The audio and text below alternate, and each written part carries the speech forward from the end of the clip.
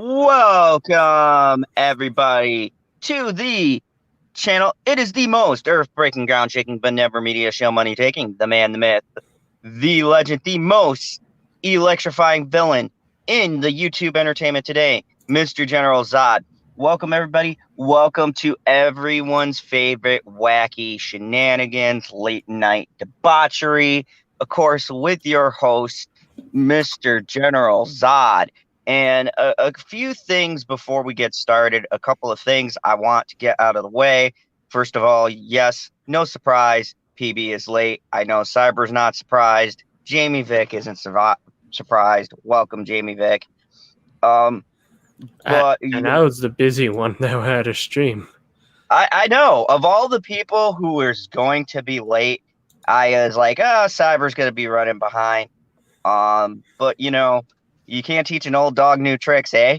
Yeah, I thought I'd be behind, because I thought, I'd have a little trouble with the boss, get the boss, and then it'd be ending it, and then I'd be here. But no, I get stuck on the boss. I'm tired. Yeah. I hate those bots, just like I hate the media bots. But no, actually, I wanted to make some announcements for the lucky few people who are actually in the stream. If you guys like the WWE expose that me and Pop Culture PB did, I'm actually doing a show tomorrow night with Admiral Zod, aka my father, will be coming on at 10 o'clock.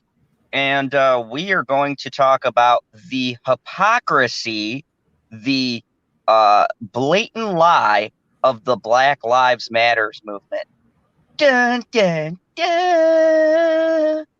So, it'll be one of those pieces again. We got some documentation that shows that funds are being diverted into another source, and you'll be surprised what that source is. Not going to tell you here. You got to come back tomorrow at 10. So it'll be some great stuff. Also, I'm going to be doing a stream with Stevie J reviews about video game movies, the greatest failures and some successes. And I say some because there's been very few.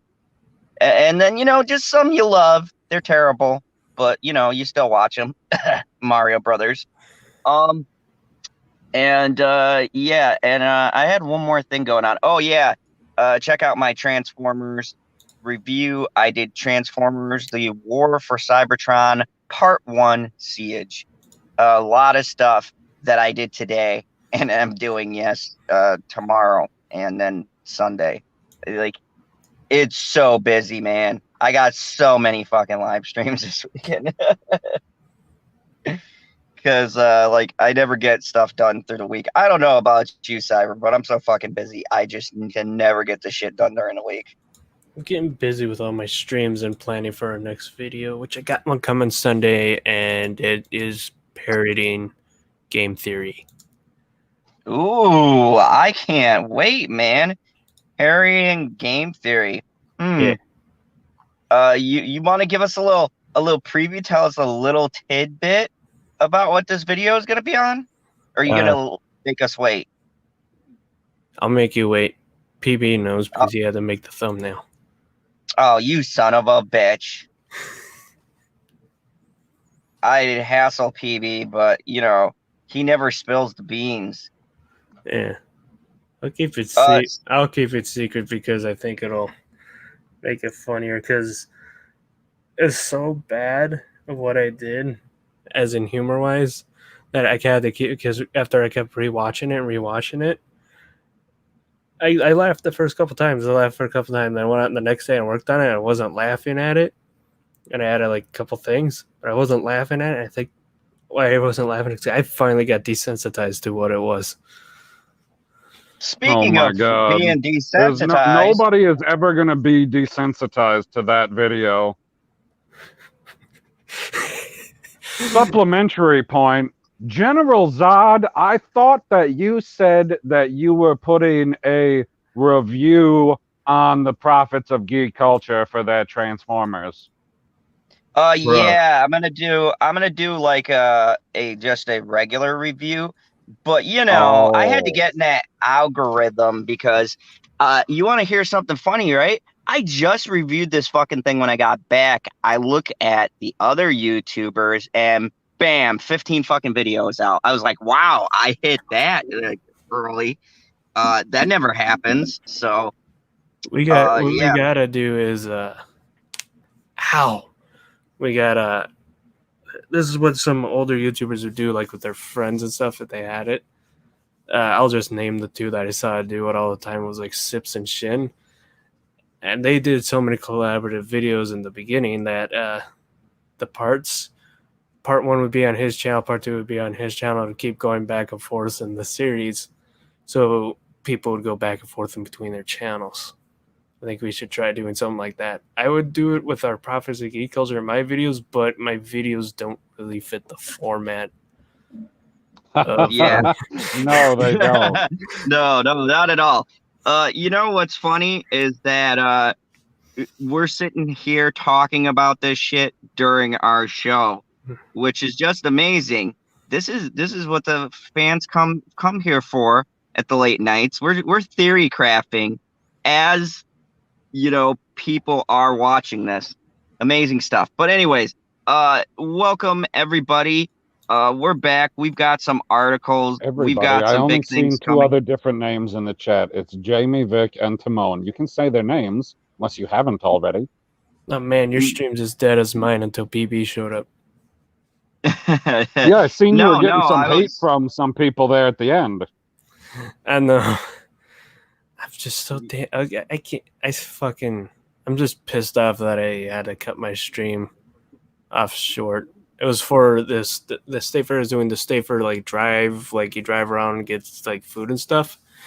And it wasn't working for my bro and my dad, so I cut it short to see if I could pull it up on mine.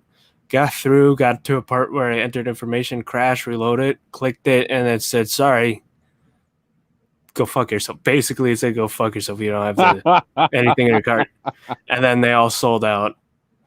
And I'm like, God fucking damn it. I ended my stream for no reason.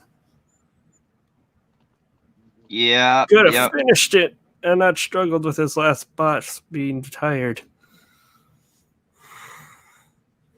Yeah. So anyways, welcome everybody. We got some big stuff. By the way, PB, we're doing another show tomorrow. Surprise. I know. I get surprised by looking at YouTube. I go, this is what happens, everybody.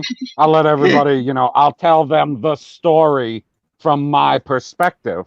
I was like, oh, General Zod, we're doing our show tonight because it's Friday night. So I'll go on YouTube and I'll go to his channel and I'll be in the chat for a second to lightly troll him so I can join late because he asked me to be here on time. Right? Everybody understands this. So I get onto YouTube, and the first thing that I see is the truth about Black Lives Matter. A talk with General Zod and Admiral Zod and PB. First of all, that's a terrible fucking title because you have two ands. Second of all, I didn't volunteer for this. When did this? I go on to YouTube and I'm put in the title of something that's supposed to happen in, 20 some hours? I didn't even know I was doing it. And there it is on YouTube. I was like, oh, apparently I'm doing something tomorrow night at 10 Central. Son of a bitch. About Black Lives, which, a Ginger's, an expert on talking about black people. I almost shared that link. I could have. Let's see. No, I don't think so. I almost shared the wrong link too. I was like, what the hell is this thumbnail? Yeah. Oh, are we going to be talking about the good news / maybe bad news tonight? About TikTok being banned. Good news, TikTok's being banned. Bad news, TikTok's being banned, and it's going to happen like fine, where all the cancer seeps onto YouTube, and then I'll die out again, just like I did when I was slowly growing. No, I am not covering that. I don't give a shit. Staying on top. No, that's actually something that could fucking happen. And it's actually, yay, TikTok's dying. You could have covered that. No, I don't give a shit about TikTok. I kind of always figured it was gonna die. Yeah, Well, it's I never because really of the cared data about that. mining because it's a Chinese app. That's why I said we could talk about it. China. No, I actually like the Asian community. Yeah, racist dog. China has nothing to do with the Orientals. No, the first thing I want to talk about actually is The Witcher. Have you guys seen The Witcher? Because I know when it first came out, everybody and their mother was talking about it. No, you haven't seen The Witcher? I never talked about The Witcher. All I talked about was, that's what Superman looks like with white hair. Yeah. Everyone's favorite. Well, the point is everybody loved the show. Now, here's the topic though. The show is a success, obviously. It's immediately getting a season 2, and it is one of Netflix's highest viewed shows. Still, right now, with all the other shit, The Witcher is still the highest viewed show. So no surprise, it got a second season.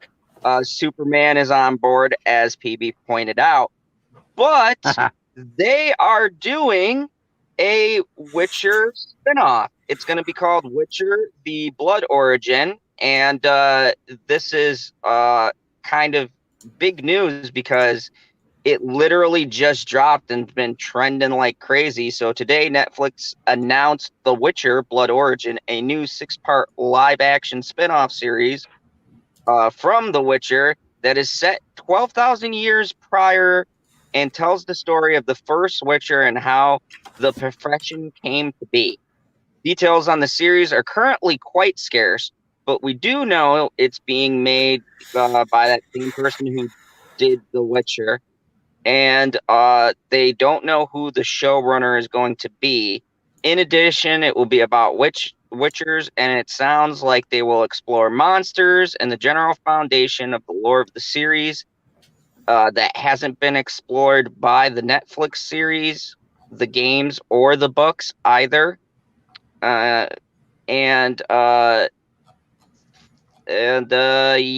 that's pretty much it. But I found it interesting because really the show is a great show. It's doing well. Same director is making it, so it's the same people. They're not switching anything up. But they're already doing a 6-part spinoff. And I wanted to ask you guys, what do you think about them doing a spinoff when this show is so successful? Because we saw what happened with Game of Thrones. Okay. How many seasons has that had so far? One. That's the too unusual. Fucking early. See, I would disagree because look at Game of Thrones. Game of Thrones had 8 seasons, and then they did the shittiest season, and then we're like, yeah, we're making OG Game of Thrones and blah blah blah, and then it was like, no, we're not doing anything. Game of Thrones is dead. They're still making I don't know. one of them. No, they killed all the projects. I was reading about it. They killed all 4. They killed all 4. I'll have to double check this because I feel like some raccoon told you that. No, I remember thinking the same thing. Like, wow, and there was an article that said Game of Thrones officially dead. Sure. I gathered that they're probably What just year going was that from? 2017? No, asshole. I know where you're going with this. Welcome, Thomas Conley. Yes, we went from TikTok to The Witcher to Superman with a mustache and a sword. Welcome to the most schizophrenic talk show ever. That's right. Come on. Anyone who comes on here does not come for late night. We all have had caffeine. We've all been doing crazy shit. No one in this drinking Sunny D, you son of a bitch. Okay, well, you're drinking Sunny D, not the purple stuff. Sunny D, people. He doesn't drink that purple shit. He doesn't drink anything else. The soda. It's Sunny D. Everyone who's old will remember that reference. But yeah. Damn, you calling me old? Sunny No, D shit. Cyber, you're probably younger than us. Yes, I am. Substantially. But here's the thing. Cyber raised a good point. He said it's too soon. PB, how do you feel? Like, do you think a show should capitalize on its high point and start a spinoff earlier while it's got momentum? Or yes, I think that you should probably start when you're at a high point so that people can decide whether or not they're going to like the show or not, because you can always cancel it. Yeah, I mean, look at The Walking Dead did Fear the Walking Dead, and they're doing another spinoff and like fucking 6 movies. But I mean, they did all that in like season 3 of The Walking Dead, or they had it all planned. I'd say that's a little more appropriate. Season 3, give it a couple seasons. Don't go, we got 1 season. Oh, time for a spinoff. What? You know, I do understand Husky's point. It's like kind of sudden, but at the same point, it is that thing of Netflix is not like cable. Their ratings do not work the same. A show we perceive as doing good because it's got a lot of buzz doesn't necessarily mean Netflix is going to review it or renew it. It just means we think it's doing good, but they never released the fucking ratings, so we don't actually know what the fucking numbers are. You just never know what trending doesn't mean it's a good one either. What the fuck was that one a couple of weeks? It was shit. There was a shit. I watched it, got bored of it, walked away from it. No, the only real numbers that they have to look at is subscriptions that they pick up when shows are released. Yes. Yeah, so Netflix doesn't work on a metric that we know of. No one knows what the fuck the metric is for Netflix. The metric is continuously make stuff, continuously pump stuff out, and be number 1 until the end of time. By the way, speaking of that subscription stuff, how many of you want to bet when HBO Max drops the Snyder Cut, there's going to be a jump in accounts, and then they're just going to drop off very quickly because they'll just use the free thing, whatever, to watch. Oh yeah, everybody would be using that 1 week free trial. It'd be like, oh yeah, this was a thing. Except I don't think that it's going to be released like that. I think for sure they're going to release it in 6 parts so that people can't do that. Yeah, because I've seen some article when I was scrolling through Google that said this is why it's not just a money grab, and I don't remember if it was from CBR or comicbook.com. This is exactly why it is a money grab, but it was some bullshit. Loves it. Say that again. It's exactly a money grab, people. Don't you see? Don't be fooled. It's 100%. It's 1,000. And this is a DC fan. I feel like every time I talk about this, I got to give a disclaimer because I got that one asshole who goes, "What'd you say about Snyder? You're not a fan. You don't understand." You're not a fan. You're just General Zod in General Zod's fandom zone, but you're not a fan of DC. Snyder's not a fan of DC. He's just some jackass that said, "Oh yeah, Superman's dad died to a tornado. Zod gets his neck snapped instead of going to the Phantom Zone, and Batman kills people because fuck you." We're the people that are fans. Dude, that's perfect. See, now there you go. That can be a review of the Snyderverse. There you go. Put that on the channel. That was beautiful. Like that was Cyber. You need to be like a review in like a minute of all of the Snyder movies. That would be great. Because I've seen them all except for Man of Steel because my dad watched it and he said you would hate the shit out of this. I'm like, how? And then he explained it to me. I'm like, oh fucking hell.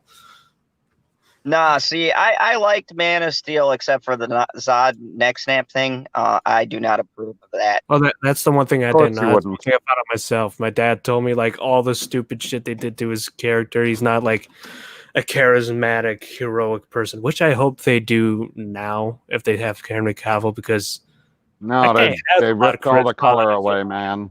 You think he's going to be more charismatic wearing black? No, I'm not talking about the Snyder movie. I'm talking about if they take him back and put him in, keep him in DC. That they. Oh, gotcha. You want me to read this comment? Yes, really quick. Let's read this comment by Jamie Vick. Go ahead, PB. Jamie Vick says, the good thing about Netflix is that you can watch a whole season at one time. Which I would have to agree for that at the most part. I mean, the little disappointing thing is when we were sitting here in the last show that me and the wife watched through was Lock and Key, that you have to pause the show whenever you want to, like, talk about it or do, like, a little theory about it or, you know, do a little guessing about it, what you think is going to happen. Because except for the big cliffhanger at the end of the season or the twist at the end of the season that comes with all those shows, everything's going to get explained for the most part. So you don't have to wait a week for the next episode to come out and you be like, oh, this is what I think, and you can talk about it for a week. You just watch the whole fucking thing over the course of like 2-3 days and then you're done with it. From a business standpoint, that's the stupidest thing. Why release it? No. Wait, listen to me right now. From a business point, everyone's a moron. And usually they are. And that's what you sell to, are morons. All the time, people are like, no, I'm like, no, they see you as idiots, trust me. So when you release it on a week, you bought your subscription. Oh, they released it on a week. Oh, the next 4 episodes are next month, and the season's in the third month. So I just keep paying for my subscription. Now, a smart person would just wait for it all and then just binge it. But the stupid people keep paying for it while it keeps going through the system. And that's who they expect to have their subscriptions. I mean, how many people, because I don't know the exact number of subscribers they have, but I know a lot of people have it set up on auto pay so that they don't have to worry about it. It's just hooked up to one of their cards or their checking account or a fucking PayPal or whatever, and it's ready to go. And you'll be like, yep, I can just watch my Netflix. It's good to go. Or whatever service. You can hook them all up. Yeah, that's exactly what I do. I don't even worry about it. I just put on the auto pay and you know, I'm good to go. But you know, that's a good point, Cyber. Yeah, and they expect you to put on the auto pay. Yeah, because at a point, and I'm sure everyone at this panel has done it, everyone watching it has done it.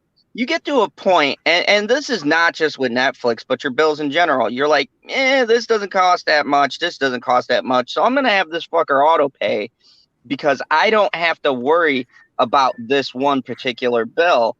And then from there, you kind of get lazy. So, yeah, you do wind up keeping the Netflix subscription for like ever because it becomes one of those things you fucking forget about. And you just kind of just pay it. You know, monthly. It just comes out and you don't really think about it until you're like, fuck, why am I always $20? Oh yeah, that's right, Netflix. Oh, you got 2 screens, hey? Pointing out the thing is there's more shows to watch in this one. I'm like, yeah, that's one of the things of Netflix has a strong advantage of over every other fucking streaming platform is they have shit because they've had years to build that shit up. That's why I believe Netflix has a much deeper roster of original content than any of the other services out there when it comes to shows and movies. Like, we were just going through it to find stuff, just searching. We skipped 100 of them, and we still couldn't find the bottom. Yeah. Netflix is the Steam of the streaming community, and CBS All Access is the Epic Games of it. Yeah, Promising you there's something good, and no, they're just trash servers, and they treat you like shit. You want to read that comment by Mr. Thomas Connolly? Yep, bad mistake. You add the cost in your general bill. Well, I am General Zod. Yep. That was a good one. That was a quality pun, Thomas. I don't know if you meant it on purpose, but we'll take it. Yeah, and most people will ignore, like, an auto pay for a streaming service because they are sure as hell cheaper than cable bills. Oh, here's an interesting one by Timon Flip. I'll read this one. It says, at General Zod's Fandom Zone, Netflix is about to pass cable in subscriptions in the U.S. And remember we covered that thing where they were like, oh, yeah, Netflix is in trouble. And we all universally agreed, you're full of shit. Somebody said Netflix was in trouble? Yeah, remember we read that article where they were like, oh, Netflix is losing a bunch of money. I think LB was on too, and we were like, nah, Netflix isn't worried about Netflix it. Is, but Netflix now we is know always losing money. These past couple of months actually proved, that's where the money went. They weren't losing it, they were spending it. They weren't losing it. I agree with Cyber. They weren't losing shit. They were spending it on Henry Cavill. They spent it on him. They spent it on Tiger King. They spent it on all these shows they've been dropping this year, ever since the lockdown. That cost money, like lots and lots of money. Like the article that we read about, 2 or 3 weeks ago when they were talking about Cobra Kai going to Netflix. When it was just on YouTube, it was only translated, I believe, into Spanish. That was the only other language that it was dubbed into.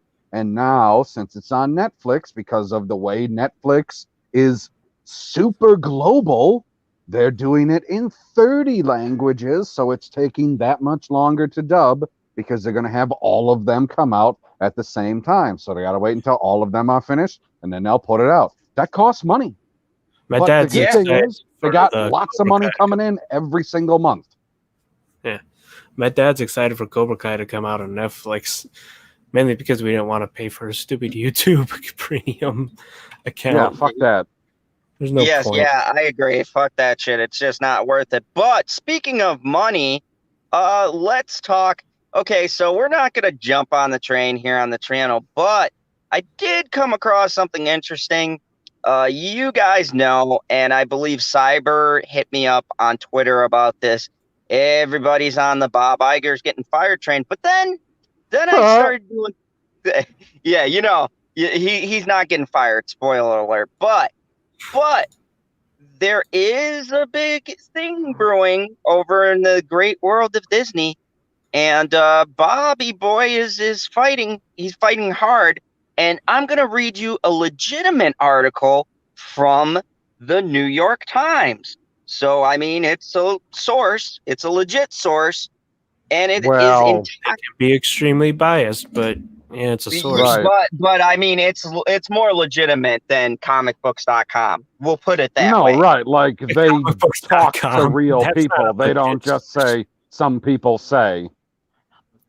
So Bob Iger is just a bunch of fucking clickbait. I learned that very quickly when I found their channel and my results a couple years ago.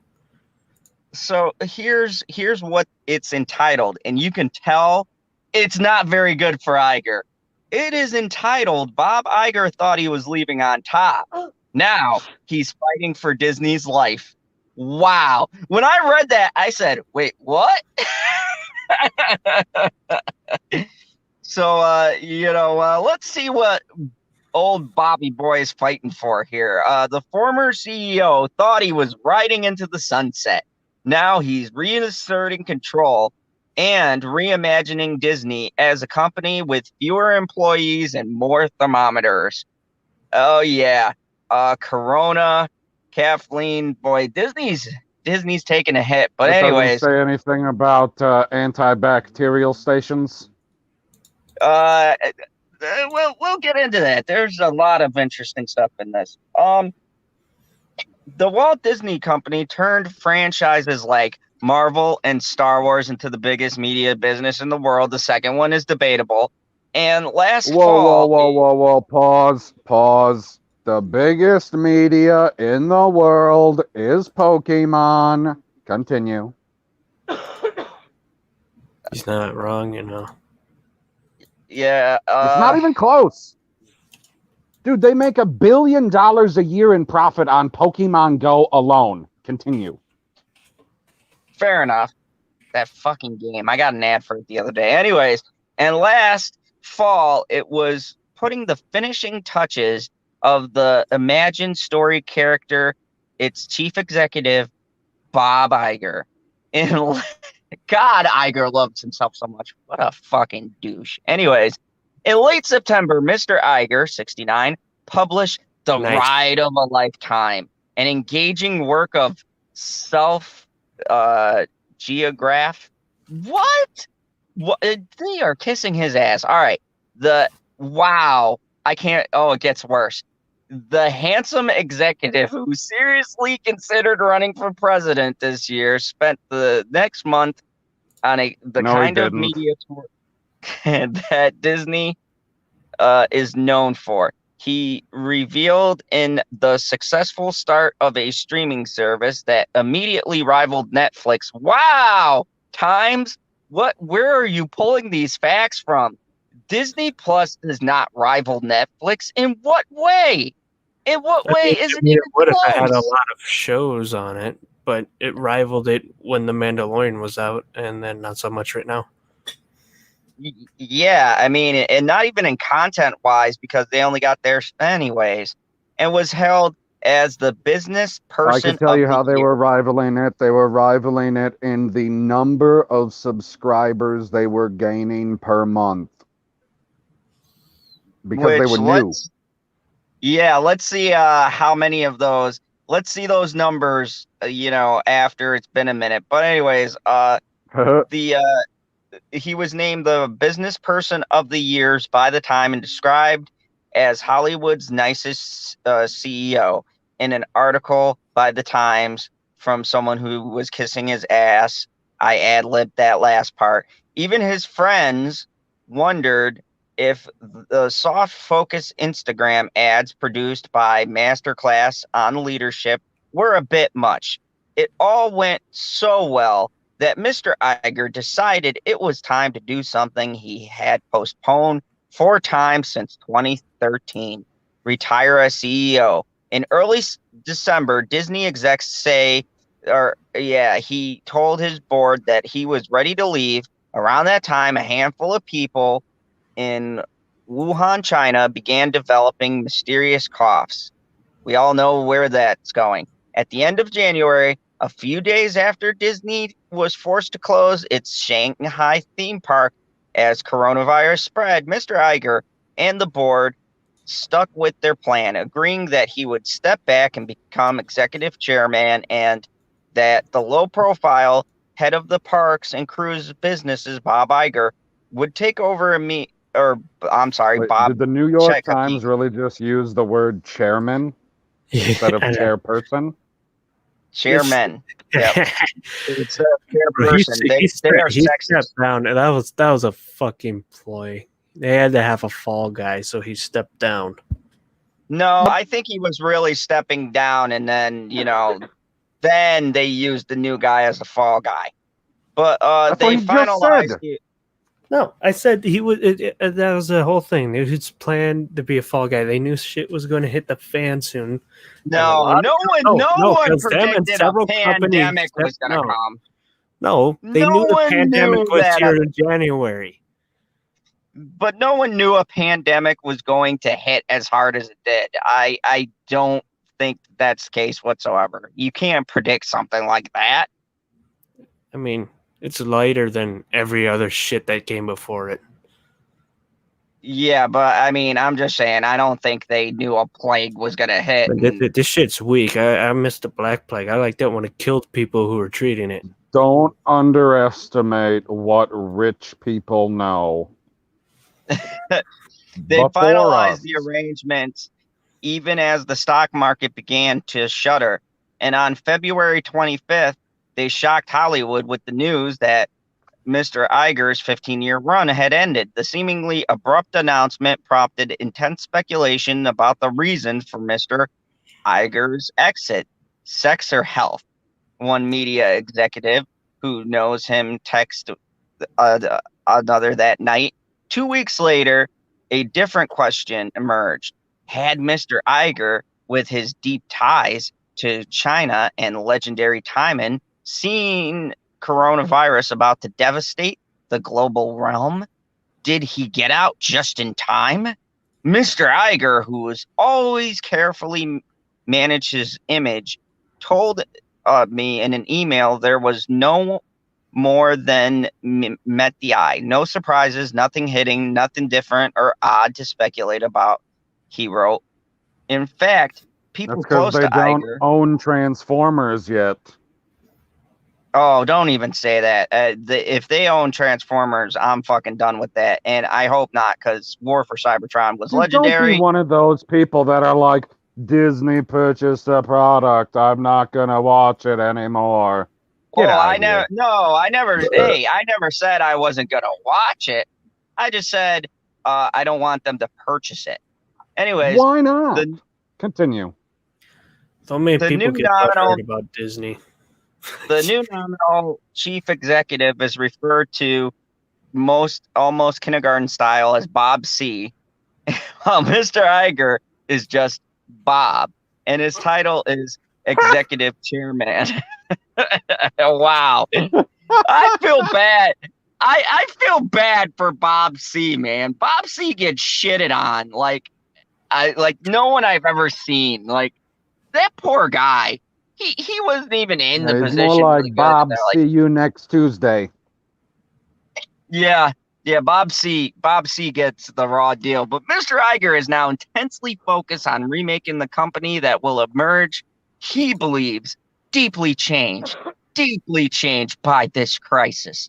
The sketch he has drawn for associates offers a glimpse into the post-pandemic future. It's a Disney with fewer employees, leading to new and uncertain business of how to gather people safely and entertain them. It's just a matter of good fortune that he didn't just leave, said Richard Phillip, the former HBO chief. This is a moment where people, first and foremost, are looking to an example of a good leader that has proved himself over an extensive period of time. And Bob personifies that. The story of Walt Disney Company since Iger's predecessor, Michael Eisner, took over in '84 is an astonishing growth that has become a model for the modern global business. The company has turned tatty icons like Mickey Mouse into cash cows. Mr. Iger has spent more than 40 years working for companies that are now part of Disney and has earned his reputation through bold acquisitions. He brought Pixar, Marvel, Lucasfilm for single-digit billions and quickly created many more billions in value with them. Mr. Iger had the greatest job on earth, ruling not just a company, but a nation state. As California's governor, Gavin Newsom described Disney recently. But Disney's much intimated model was almost perfectly exposed to the pandemic. The shift from on-screen entertainment into in-person experience helped Disney become the biggest media company in the world. But those businesses have been impossible to protect from the pandemic. The company's largest division brought more than $26 billion in the year ending last June by extending its brands and cruise ships and theme parks. Those are all shuttered now. It has 3 new cruise ships under construction in Germany. Their futures are unclear. The jewel in its second largest division, television, is ESPN, which is currently sportsless world and is broadcasting athletes playing video games. The third group, studio, had expected to bring the most revenue from movie openings in theaters are now closed. There has been a glimmer of good news with the introduction of Disney Plus.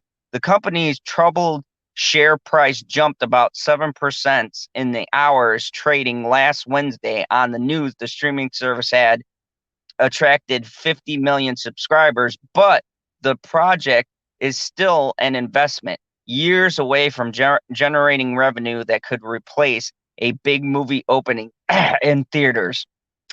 And the service is desperate for new content at the time when television and film productions have grinded to a halt. This all means the company is losing as much as 30 or more, or 30 million or more a day. The media industry analyst Hal Volg estimated in an interview the company borrowed $6 billion at the end of March, a sign both of a desperate plight and lenders' confidence that it could rebuild. In an emergency like this, Mr. Iger said he had no choice but to abandon his plans to pull back. A crisis of this magnitude and its impact on Disney would necessarily result in me actively helping Bob C. and the company content with it, particularly since I ran the company for 15 years, he said in an email. The realization appears to have hit the company March 11 when the annual shareholders gathered, which served as Mr. Chesapeake's debut and was staged as a carefully scripted handoff. I've watched Bob Iger lead the company to amazing new heights, and I've learned an enormous amount from that experience. I feel incredibly fortunate to be able to work closely with him during this transition, Mr. Chesapeake said at that meeting. A Disney spokesman declined to make Mr. Chesapeake. I thought his last name was Chapek. Yeah, I don't know. I've been saying Chesapeake, so I'm just going to run with it. The man. Okay, did you know that the unicorn was here? She was roasting me and Husky for having our mics muted, but they were just muted because this guy been rambling on and on. How long is this article, man? It's from the Times. You know, they like to fluff it up. I know it's from the fucking Times. Like, what is the point? So the point is that this rumor that's been going around that Disney has been losing money and stuff, it has some validity to it. They're actually losing money. They're losing millions, and good old Bob borrowed $6 billion. And it's kind of interesting because when you think about it, Endgame made what, $3 billion. The Marvel division made tons of money, but with those movies being halted, $3 billion, made 2.8, and that wasn't net profit. That was gross profit. I'm still saying $3 billion. The point is, it made like $1 billion net. The point is, it made a fuck ton of money, and so you know, with their products making all of this money and all this stuff coming out and all of their investments, it shows that them buying all of this stuff and, you know, doing what businesses do, taking risks that they hope would pay off, with businesses and things closing down. Now some of those risks may have been overreaching. They might have overextended themselves a little bit more than they meant to. And now with the theme parks closing down, which, make no mistake, their theme parks make a lot of money. So when they have their cruise liners and their theme parks shut down, and they had opened a bunch of cruise liners at this time, they're losing a lot of money in, let's call it, foot traffic, if you want to put theme parks and cruise liners together, because you need people at those locations in order for them to make money. Like, you don't need a person at a location to make money off of a movie. Like, they can watch the Blu-ray, they can rent it from home, they don't have to go out for the company to make money off of the movie. Yeah, they're going to make the most of the money if you go and see it in them first couple of weeks at the theater, but they're still making money off of that rental or Blu-ray sale, or even incrementally watching it streaming off of something years later. Like, they got a percentage of that. They made something. So, I mean, could this be Bob true? was playing the long game. He spent a whole bunch of money and was only starting to see the rewards, and then was like, oh, geez, I guess I better get out of here because this pandemic is killing my quarterly numbers. Now, here's the thing that I guess we were talking about the two sides of this argument, right? Those people who are like, I hate Disney, blah, blah, blah. They're the devil, okay? Acting like they won't ever watch something. And I do agree with, I don't want them to buy everything, but I'm not going to watch it just because Disney owns it. I just prefer they don't get it. But to the point, does this hurt Disney is the question. With everything they have, with all the money they accumulated, I mean, sure, this is a big blow. They've taken a huge financial blow. I mean, the Times reported it's what is a the huge this you're loss. referring to? Is this Bob retiring? No, Or are you talking about the $6 billion loan? I'm talking about a $6 billion loan. I mean, what clearly the fuck is the company $6 billion loan for the Disney company or corporation or whatever the fuck you want to call them. What's $6 billion? They paid $66 billion just for Fox and the characters that came with it, so that they could get the X-Men and Fantastic Four back. You know all the trash that they got with that deal just so they could get Marvel characters? They're like, hey, we got all these Marvel characters and we're going to pay you for them. And Fox was like, so we got all this other trash that we would like to unload. And the only way we're giving you this stuff that's actually worth something is if you take all this trash with it, because we can't afford to make it anymore. And Disney was like, whatever, $66 billion, write the check, give us our fucking X-Men. We need Wolverine. We need fucking Reed Richards. Bring them all. But, so what is $6 billion? $6 billion is like a month. Yeah, but I mean, here's the thing. Money is money. A loss is a loss. I mean, they got to be filling it. See, we're talking about billions, and like you said, they spent a ton of money on things that, yes, in the long term are going to no doubt bring huge profits. If someone tells me Disney helming an X-Men movie isn't going to excite people, you're a fucking idiot. But I mean, at the same time, they can't put any of those things in the works until 2021, 2022. A lot of things aren't coming out till then.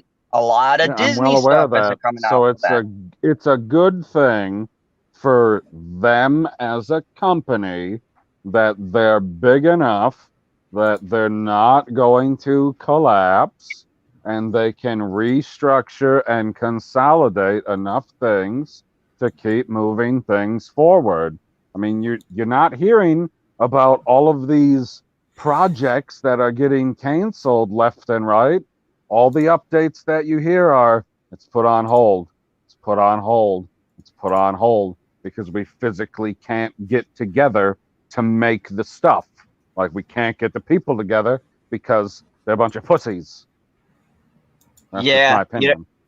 They're too busy. They're too busy making YouTube videos to tell us. Everybody is too busy channeling their inner Howie Mandel.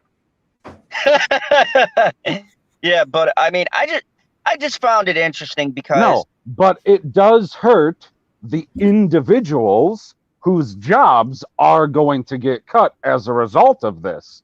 Like, if you just look at a theme park, there are going to be stands and kiosks and games and stuff like that that are either going to be smaller or just not going to be open. So they're not going to need that extra person on hand or extra third person or fourth person or whatever that they used to have, because there just aren't that many people, and you don't have as much money on hand because you still got to have the money moving through to pay the people, because you can't constantly be taking out $6 billion loans to pay people. Like, that's not going to work. You can't constantly go to the bank and be like, Treasury, I know we're Disney. Ha! The mouse is good for it. Like, give me the money. Everything will be fine. We'll pay you back. But I mean, and here's the flip coin to this whole argument. Here's the big thing, people. All of you YouTubers out there that make your money from the clickbait that Bob Iger is finally done.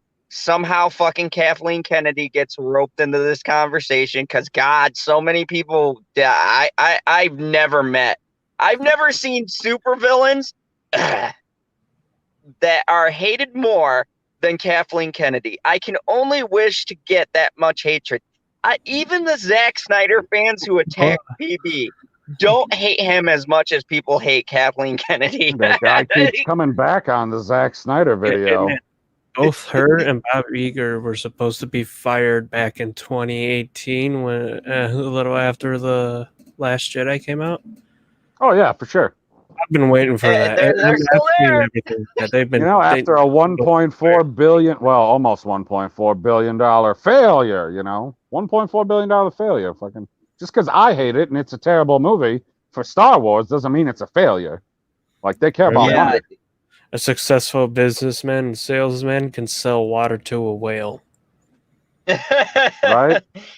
Cyber is on a roll. But I mean, I just wanted to bring this up because the article does state the money loss thing. But as we all stated here on the panel and everyone has pointed out, and, PB pointed out very colorfully, the mouse is not worried. The mouse can borrow $6 billion. We can't, no one here on this panel can borrow $1, let alone 6 billion of them. But the mouse I don't have the anywhere. collateral for that. Guys, I got a plan. We're going to rob a hotel in Vegas. Oh, shit.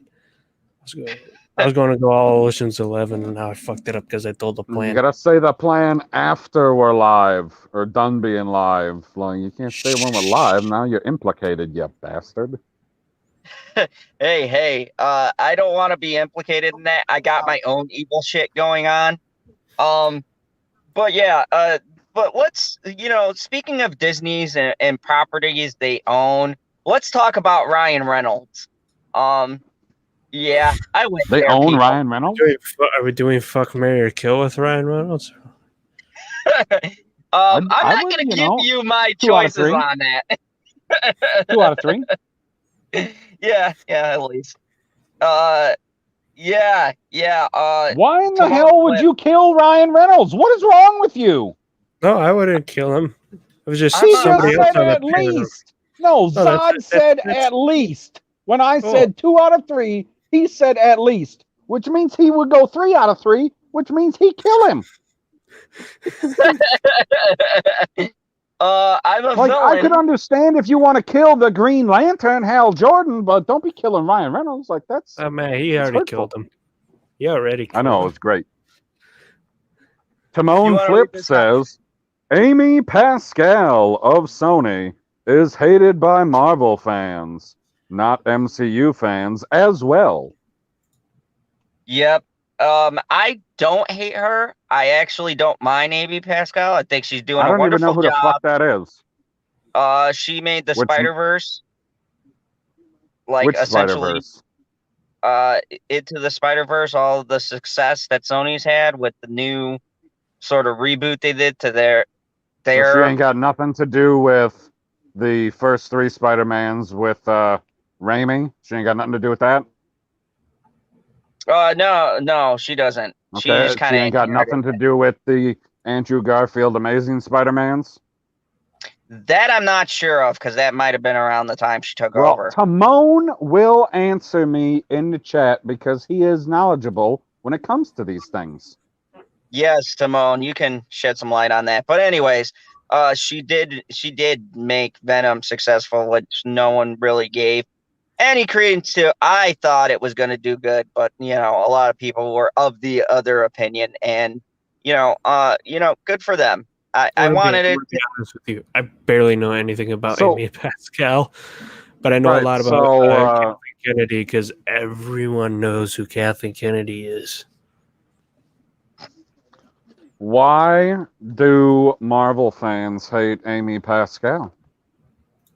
Well, there was that whole argument where she was the one and the kind of the figurehead for Sony when they were negotiating, and Sony was like, "Yeah, we want more money for you to use our character." Oh, when they when took that whole thing. Spider-Man away for a week?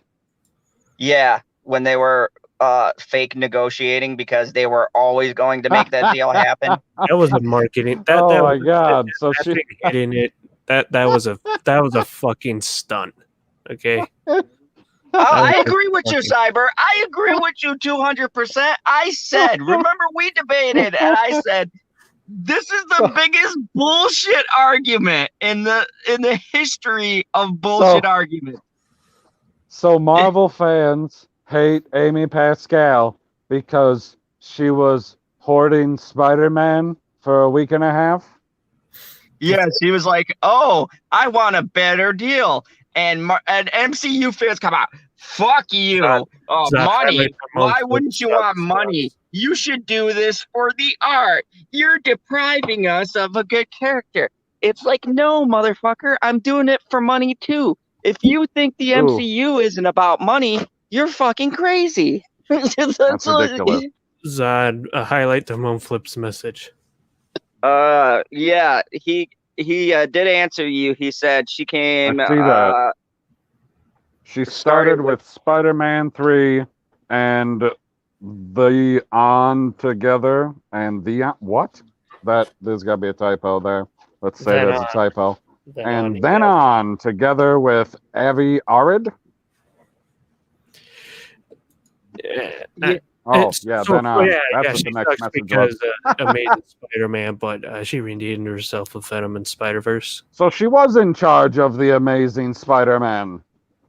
Yeah, I didn't even know she came out in the third one. And let's be real, the third one had some lovable cheese there. I still like that movie. I don't care what anyone says. It had a lot going on. The Amazing Spider-Man 3 is a good movie. It ain't a great movie. It's a good movie. There's just a lot going on there. There was a lot of good ideas, but too many of them in one movie. And they don't have the right person playing Eddie Brock. No. Oh, Tom Hardy wasn't around at that time. He wasn't there to save it. He could have. He was probably doing other shit. Tom Hardy's always working, man. He's in like 15 movies. I'm sure he was doing a movie, but I imagine that after people saw him do his version of Eddie Brock in his movie, and then you could just take his character and go back and put it in that movie, and be like, son of a bitch, man, that would have been great. That could have upped the level of that movie awesome. At least one. With Spider-Man 3, I always say they could have done it better. They take out Sandman. At the beginning, it would be Spider-Man versus Harry because Harry wants revenge.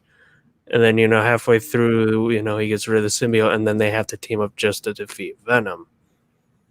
Yeah, see, we already fixed that script. There you go. We want that cut of the movie. Everybody's doing fucking cuts of movies. Can we get a new cut of Spider-Man 3, please? Make it happen. Raimi's still available. He ain't doing nothing. Man. That's it. Imagine with the frickin' CGI they have now. Oh yeah, no doubt. But speaking of which, let's switch back. I had a point. We got detoured. I want to talk about Ryan Reynolds. Besides my kill joke, Ryan Reynolds is a pretty stand-up guy, and this article will show you how much of a stand-up guy Ryan Reynolds is. Yeah, you gotta be a stand-up guy if you're Pikachu. Yeah. He now will forever embody Pikachu with this move that he did, because only a lovable character can do this. This is brought to us by CNN.com. A stolen teddy bear with the dying mother's voice returned to daughter after actor Ryan Reynolds and others offered a $15,000 reward. So just think about that. Ryan Reynolds doesn't know these people at all, nothing, but he hears that a dying mother, dying from cancer, her little daughter got this bear stolen, and Ryan Reynolds steps up and offers a reward to get this bear back. The next thing for Ryan Reynolds is like saving a bus full of like children on it from going over a bridge. I think he really thinks he's a fucking superhero. Do you know how I get a bear back? Zod, you know what his biggest problem with Green Lantern was, right? Aw. No, I gotta tell you, he could not. It was a CGI. He had no costume or anything, so he couldn't go like visit kids in the hospital or anything as a hero. That's why when he got Deadpool at the end, he pretty much walked out with the suit on, and he started going to kids at children's hospitals and stuff. But that's kind of funny though, because Deadpool is our. But how do you get a bear back, PB? I can watch it, man. With a razor. Oh God! All right. Yeah, it's very erotic. Why did I ask? So a Vancouver woman has been reunited with a teddy bear that has a special significance for her. Mara Serrano's mother, Marlena. Sorvino? Yes. Or Sorinos. I might be butchering that. It's one of them. How can you butcher that? Aren't you half Italian? No. Not that I'm aware of. You're not half Italian from Queens. Nah. Oh, okay. So then you're just a fucking liar. Okay, continue. Duh. 53 died June 29th, 2019 after battling cancer. Maria said her mother gifted her with a bear, which includes a voice-recorded message shortly before passing. During the hectic move last week, the bear was stolen from outside the U-Haul, and her fiance rented to transport their belongings. It was packed in a bag with other valuables. On Saturday, after CNN's news partner, CBC, reported a story about the missing bear, the search for the bear spread quickly across social media and caught the attention of actor Ryan Reynolds. Reynolds offered a reward of $5,000 for the return of the bear. Other celebrities, including Dan Levy and Zach Braff, tweeted their sentiments in hopes of returning the bear. After Reynolds' offer told CNN on Thursday that the Canadian TV and radio personality George, I'm not even going to attempt to say that last name. Wait, so this bear was lost in Canada? Yeah. Okay, so it was obviously in the woods. Yes. And these two personalities each pitched in $5,000, making the grand total $15,000. In a tweet Wednesday, she said that the bear had been returned to her by two good Samaritans, probably the people who stole it, without a scratch on her, and the voice box intact. The only things missing was the bear's glasses, a replica of the ones her mother wore. It means everything to me, honestly, she said. There was a part of me that thought I'd never see it again for sure.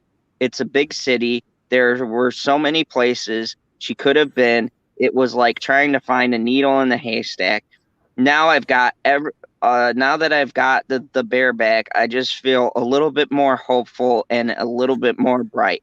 Every time I look at the bear now, it's just a reminder that my mom really is with me always and that she'll always come back to me. Aw. In happier news, thank you everyone who searched high You and low. audit this story. You audit. This person is this is a great story, but this person is a terrible writer. There was not a single bear pun. Reynolds tweeted on Wednesday, to the person who took the bear, thanks for keeping it safe. Vancouver is awesome.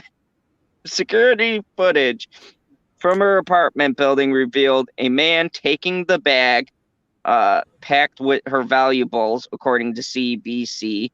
The men who returned her bear told her they found it in a nearby park. She spoke with Reynolds, and he said he wired the reward money to the men who found the bear. She said she's in contact with those other two people. I'm not going to say their last name because it's fucking Canadian. What does that mean? It's end with a ski? Yeah, it does actually. That means it's Polish, guy, if it ends with ski. Oh, I see where you went there. There is one there though.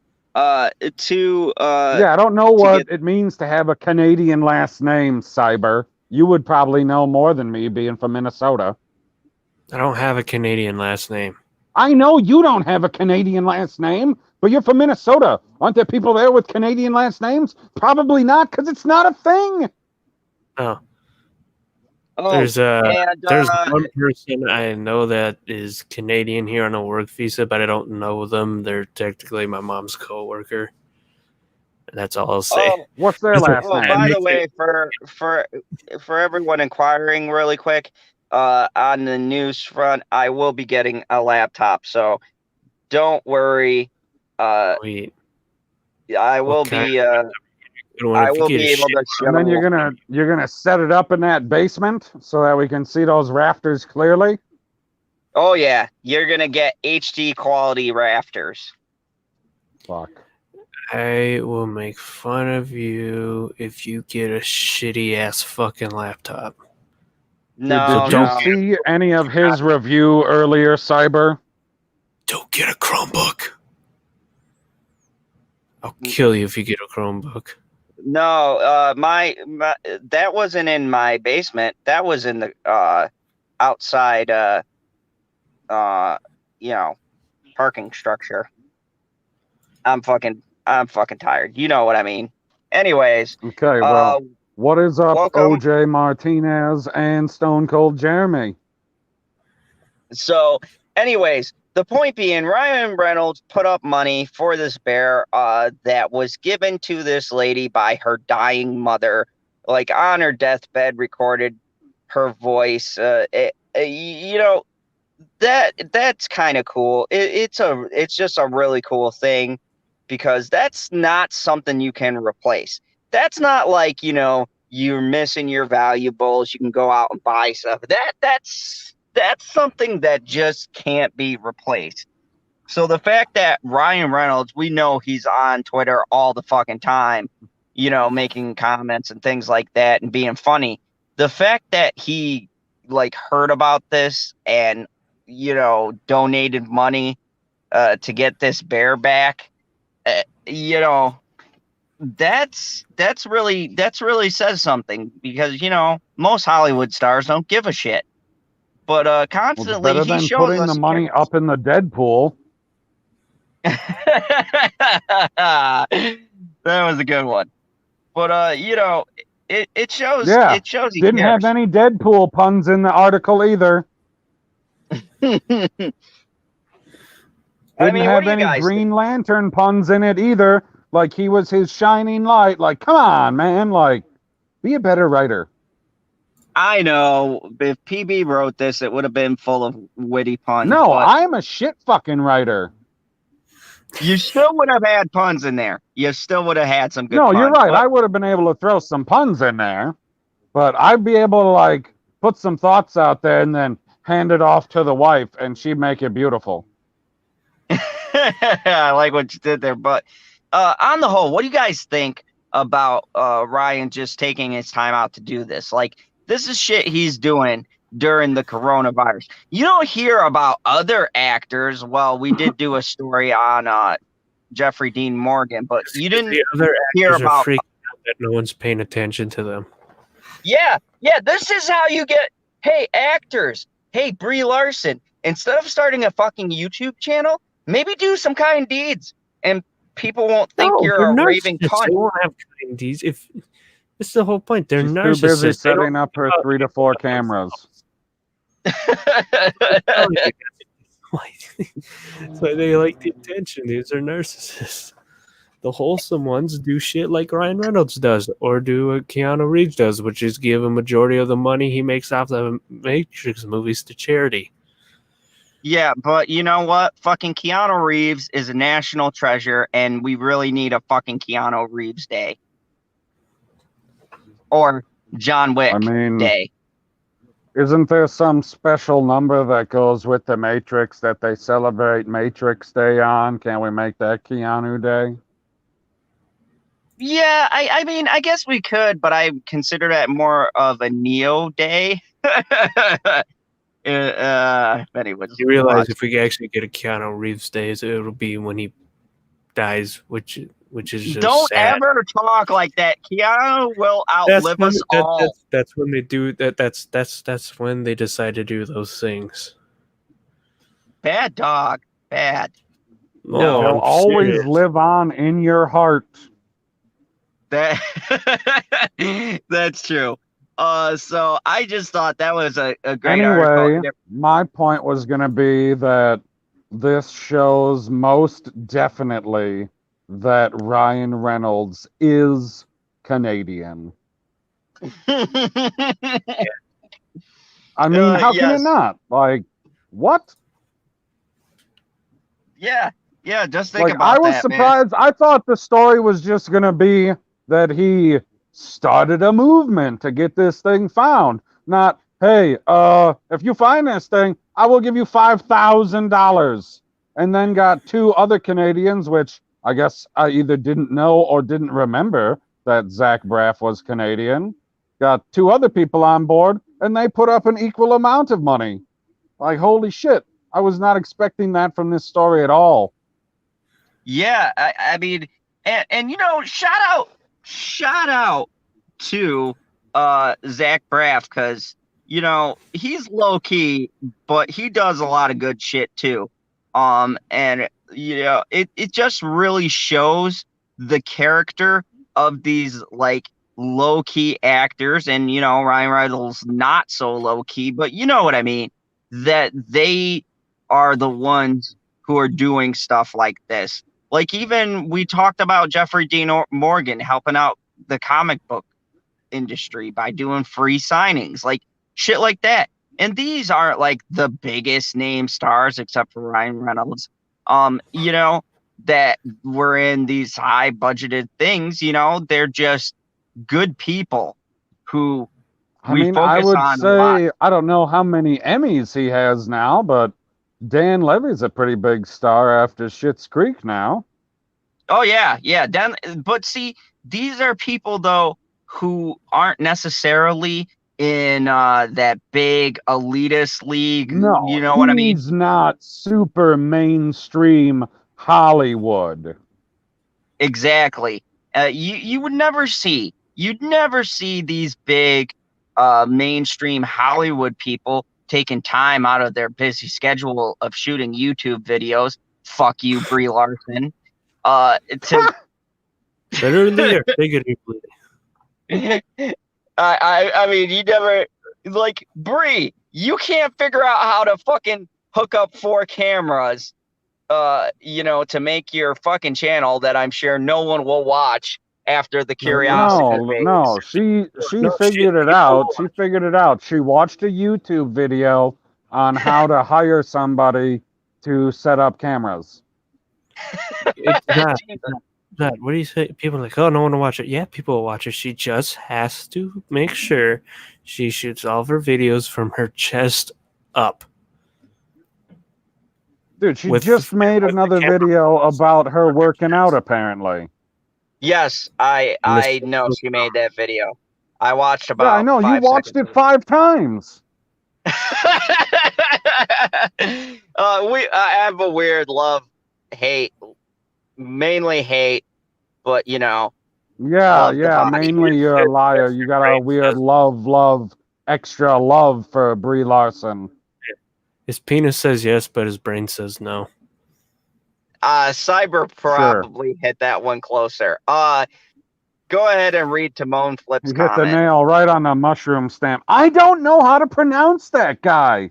Like, Timon Flip says, Keanu Day shall be known as the UO Day? O Day? I don't know how to pronounce that word.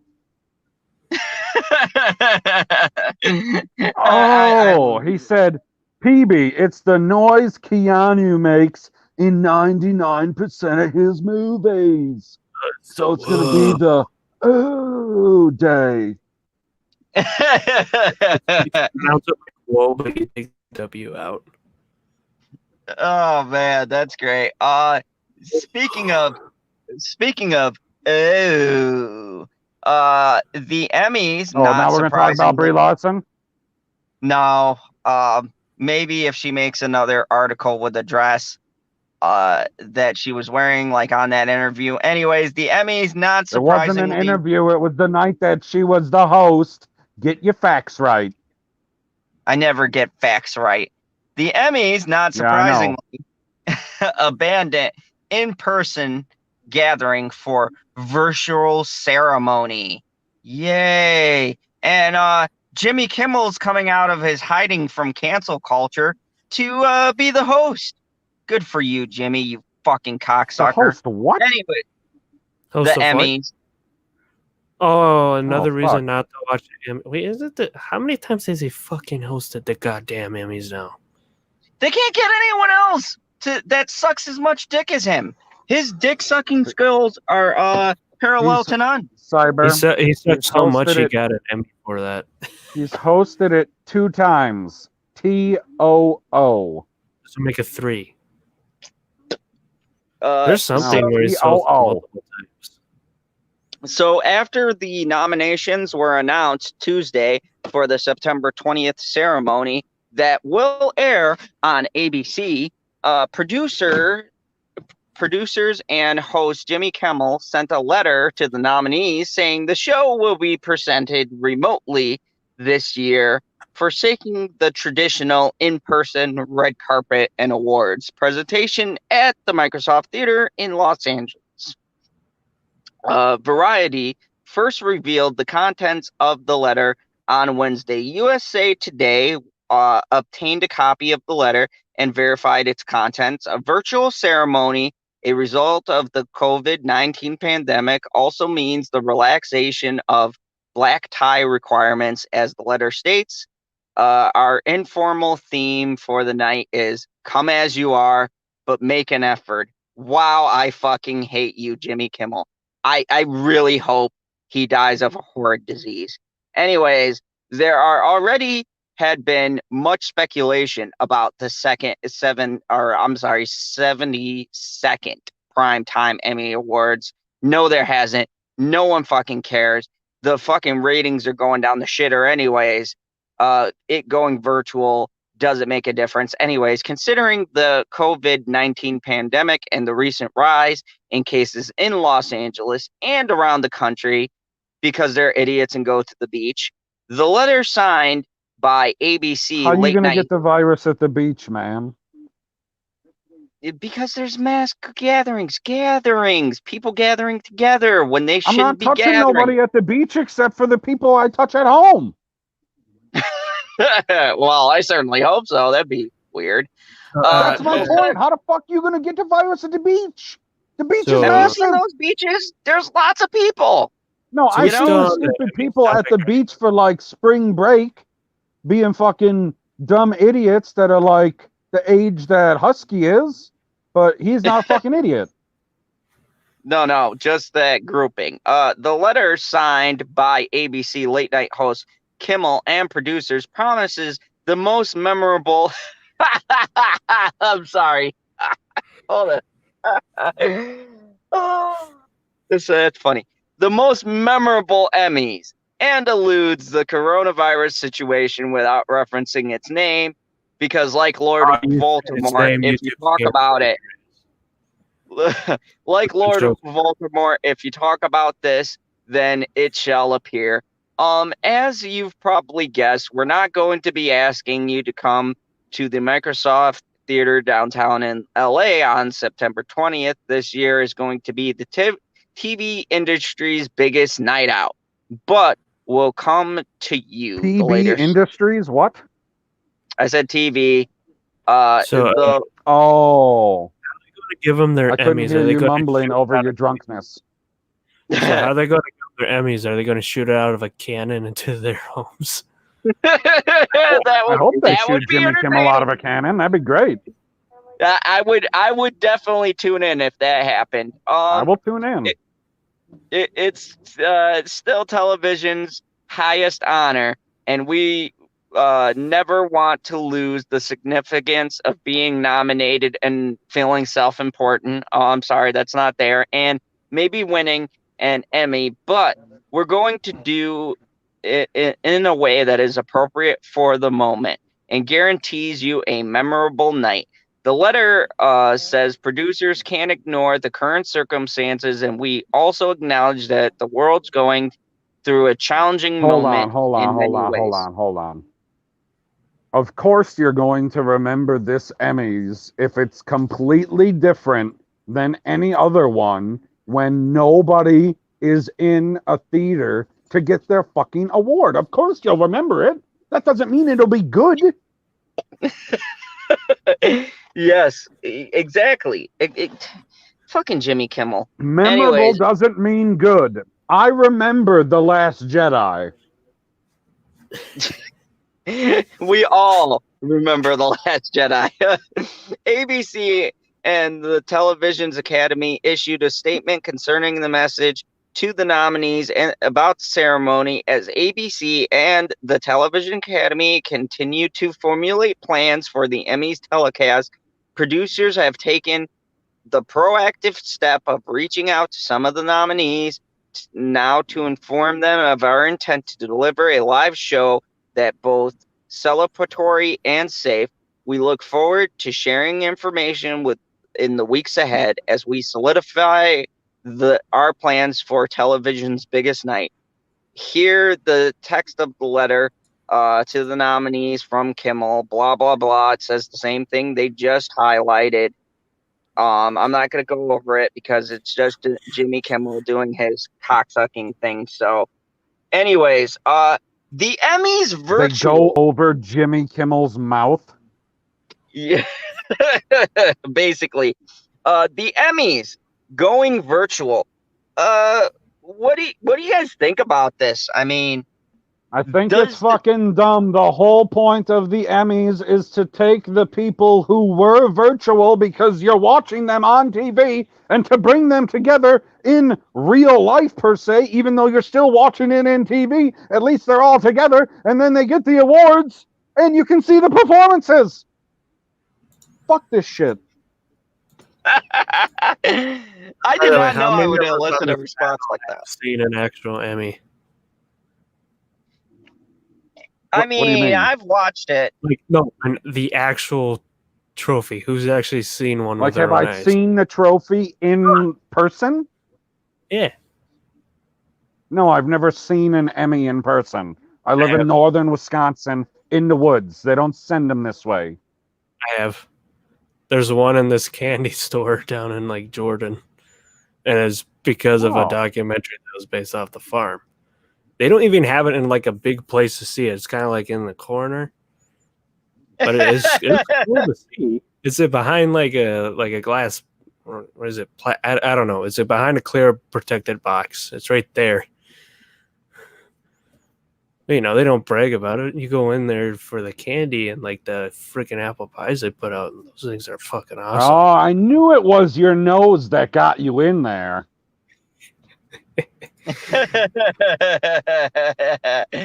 Oh man. Yeah, so Emmys are virtual. It's this is gonna be fucking dumb because you're not gonna be able to see any of the live reactions that people are having when they either win or lose the awards right there in front of their faces with everybody watching, or when Kimmel, in this case, is doing a joke, or, when the random person is coming out to hand out the current award, because, it's always a new random celebrity or athlete or whoever. And then sometimes they come out and they take a shot at somebody and they're in the crowd and then they show their reaction. That's going to be super difficult if everybody's virtual. Is there going to be a virtual crowd of everyone? That's going to be super dumb. Yeah, this is just going to be funny. They can mute the person who's smoking their fucking speech, and they could probably just want them to shut. Oh yeah, they can cut them speeches off real quick. No going over the limit. They'll be outraged then. They'll be super outraged. They'll be like, but what was Robert De Niro gonna say about Trump? Keely Chow, welcome. And Jamie Vick says, so they're renting renting a whole auditorium to do a virtual presentation? Man, that's going to be great for people that own that auditorium. They're going to make all that money for nothing. No cleanup. For nothing. No cleanup, no nothing. Money. That's living the life right there. Yeah, that seems like It's not like any of those celebrities ever eat any food at those things anyways, so they never make any money at the concessions. Yeah, they got paid a shit ton of money. They don't have to pay any workers, any people to clean up, anyone to do, whatever it is they do to set up and get ready. They are virtually getting paid for nothing. So okay, hold on a second. Hold on. What if wipe the floor? Do we know what station it's going to be on? ABC. Yeah. Oh, ABC. Okay. So it's going to be on ABC. So they can use the magic of Disney. What if they go full virtual presentation and use the barf technology? So when we're looking into the crowd, we don't see an empty auditorium, but we see a bunch of CGI actors in the crowd. And then the CGI actor walks up on the stage and receives their CGI Emmy. And then they talk through their CGI mouth because they're hooked up to their voice back at their home. I will only accept it if it's PS2 graphics. Oh man, Tomb Raider style. That would be the full virtual presentation. Like Jimmy Kimmel said that this is going to be something that we are absolutely going to remember, and they said it's going to be virtual. Now, that's the most awesome virtual presentation I could think of, and that's something that I would actually consider watching, because that would be special to think that everybody would be there and be like, okay, we got all of these people, all of them, every single person that is in the crowd is at their home, hot mic'd, so that at any time we can, call on them. So when the person on stage is telling their joke, they can respond or laugh or whatever. Or, whenever they're doing some interaction, everybody can laugh, and then you're getting the actual live response from the crowd who is there, but they're not actually there. But to us watching it, we still see the people in PS2 graphics. That'd be great. Oh, yeah. I don't watch the Emmys, but I would definitely tune in for that. Because I assume it's going to be something super lame and not at all like what I'm describing. But if they could pull off something like I'm describing, would either of you two be in for something like that? Yeah. Yeah, I'd watch it out of curiosity. More curiosity than the awards. I'd want to see how the format looks like. And that would be That'd be cool, but right. Just imagine the glitches that could happen too. Oh yeah, that'd be fucking hilarious. You know, there'd be glitches with it. Brie Larson has fell through the stage. No, and here's the thing because it's virtual like that, right? Each of them can have a scripted of what they want their whatever to do. So you could have somebody like teleport on stage and use the Force to grab their Emmy or something. Oh my God! See what I'm talking about? Now the ideas are coming, and I'm sure that they haven't thought about any of this. They just got some stupid like, oh, we're gonna have the people, and then we're gonna have some random freaking person in their house hand them their award. Like a creepy bastard. What they're going to do is going to be a Zoom meeting. What we're describing would be epic. Yep. Yeah, what we're describing would be epic. And what's going to happen is the world's lamest Zoom meeting. And if they do it, Fortnite, I'm checking out. I don't care. It has to be. My wife was watching an episode of All Rise on CBS, and they did an episode that was like the social distancing episode, and it was essentially one giant Zoom call like that, where people just kept adding themselves and dropping off, and then when they got to another scene, they were doing like a virtual style court case through the internet on this show. And I was like, was this actually planned to do? And she's like, no, they were doing it because it was a consequence of not being able to make the episode that they could make, and they wanted to make an episode, and this is how they could make it and not have the people in the same room. And I was like, this is fucking stupid.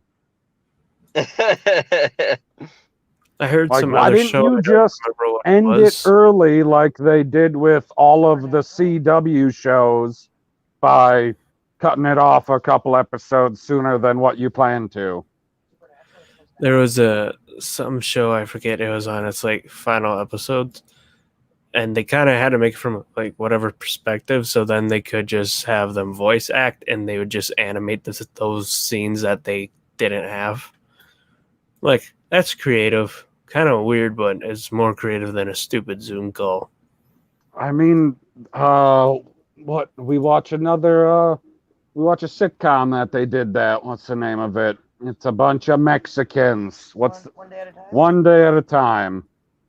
And they did that. They just animated an entire episode, and then all of the characters that were in the episode just voice acted their parts.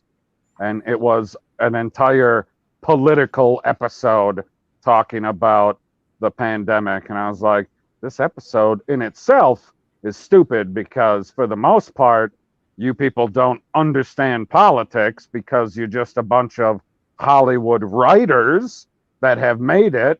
And if you got any input from anybody, it was the actors who are probably dumber than the writers. So, yeah. Very true. So, yeah, speaking of dumb, let's move on to the next article. We're going to talk about the Snyder Cut? No, we'll probably eventually talk about that at a point because, you know, everybody's going to be talking about it. I know what articles are coming up, and I don't know which one you're going to say is dumb, but I feel like I'm going to lash out at you. Let's talk about superstar gamer Tyler Ninja Blevins. No, you're right. This is dumb. Yeah. So apparently he's not just happy with being a streamer. I don't play Fortnite. It's fucking retarded. It's for girls. Oh, absolutely. And so the world's #1 streamer is setting a course to Hollywood. Ooh. In early January, the professional video gamer. I didn't know that was a thing. How the fuck do I become one of those? How long is this article? You have to have. I'll tell you. First, you have to have skill 2, you have to have no life because you're constantly playing a single game. That's what these esport things are until you compete in those events. Wait a second. It depends on what you mean by professional gamer, because if we're talking loosely, professional gamer means you just got to get paid to play. So you could be real terrible at it and then upload your videos to YouTube, and as soon as you're making money off of that, you're a professional gamer. Yeah, I mean, he apparently makes a lot of money. But he is a professional gamer in the way that Husky is talking about, as in he's good at it. Yes. And looks like a fucking weirdo. Where you get all this money? You got he does. Deal because Mixer closed, and instead of moving to stupid Facebook Live, he took the check that they had instead, and he had a lot of fucking money off of that. Same with a couple other people. Exactly 30 million, according to the article. And yeah, he got 30 million off that deal. He's also been part of the Jimmy Fallon program, and he was on the NFL's 100-year anniversary campaign as well. He also I don't know was what involved. the fuck that means. I don't know what that is either, but he was also in The Grinch, the 3D animation one.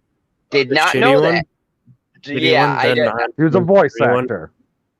Yeah, I didn't know that. I don't know exactly what character he was, but yeah, he was in that as well. Yeah, he's made a lot of money. He wants to now get onto the Hollywood scene, and he's going to be taking his platform and increasing. They said most people in Hollywood don't know who he is, but apparently he's got a large following. Blah blah blah. They mentioned stuff about Fortnite, so I'm gonna glaze over that. Thank you. We don't need to hear about that fucking thing. He's appeared on the Broadway production of Hamilton and in Netflix To All the Boys, P.S. I Still Love You. I don't know what that is. And let me see.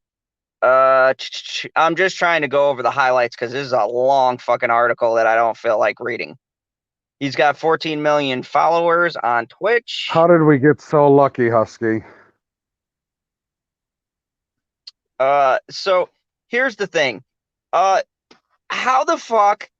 I mean, this is interesting. How do we live in a time? This dude literally has gotten famous off playing Fortnite, and I believe the other one was Call of Duty now streams. Yeah, he got popular off of Fortnite, and everyone else thinks they can do the same thing this year. Yeah. We had to do it like when it was in its prime in 2018, dumbasses. Yeah, he was one of those people that got in on the ground floor before it became probably has some Bitcoin too. I wouldn't be surprised.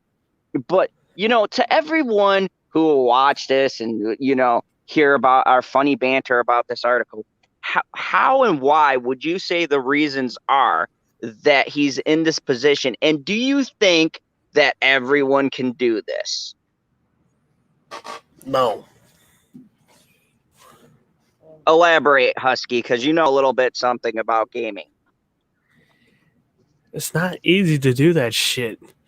A lot of times this gaming thing, I know because I've been in it, it can be very political.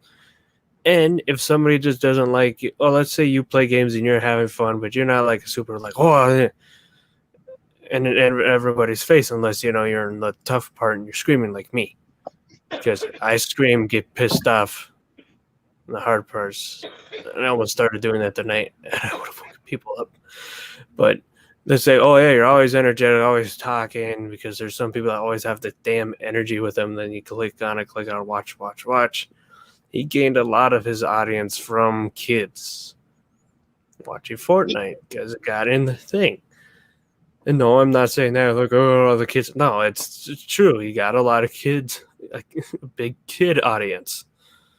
I'm not there's a lot of gamers out there that don't, we like to cuss. I like to cuss. I don't want a kid audience because I like, cussing when I'm in trouble. But sometimes if people don't cuss, that's how they get the kids and they watch it. And, because the kid will just click on it, watch it, and be entertained by it, whatever. Somebody who's older, click on it, not entertained it. But once you get those fucking views and those returning people, more and more people will see it and keep coming back. And he also competed in E-Leagues of Fortnite, so that's also how he got his name out there. Yes, and welcome, Geekicidal. Tendencies, good to have you. Yeah, I will never compete in an E-League, one, because I've watched these things. They're boring. They're really boring to me. I don't care how good these people are. They're boring. I like the people that get angry, frustrated, cuss the fuck out. You see these people. A lot of times the announcers are not exciting at all, except for the Korean ones. Because my buddy showed me the Korean esports announcers. They're hilarious. I don't know what they're saying, but they're hilarious. A lot of energy. Yeah, they're like Mexican soccer announcers. I don't know why they like, oh yeah, let's watch. I'm like, God, that's so fucking boring. And the thing I find esports boring is just like I said, one game. You're good at one game. There's some of these pros out there that are only good at that game, but if you take another game, you could probably kick their ass. I don't know how it is in Ninja's case because I don't follow him, but.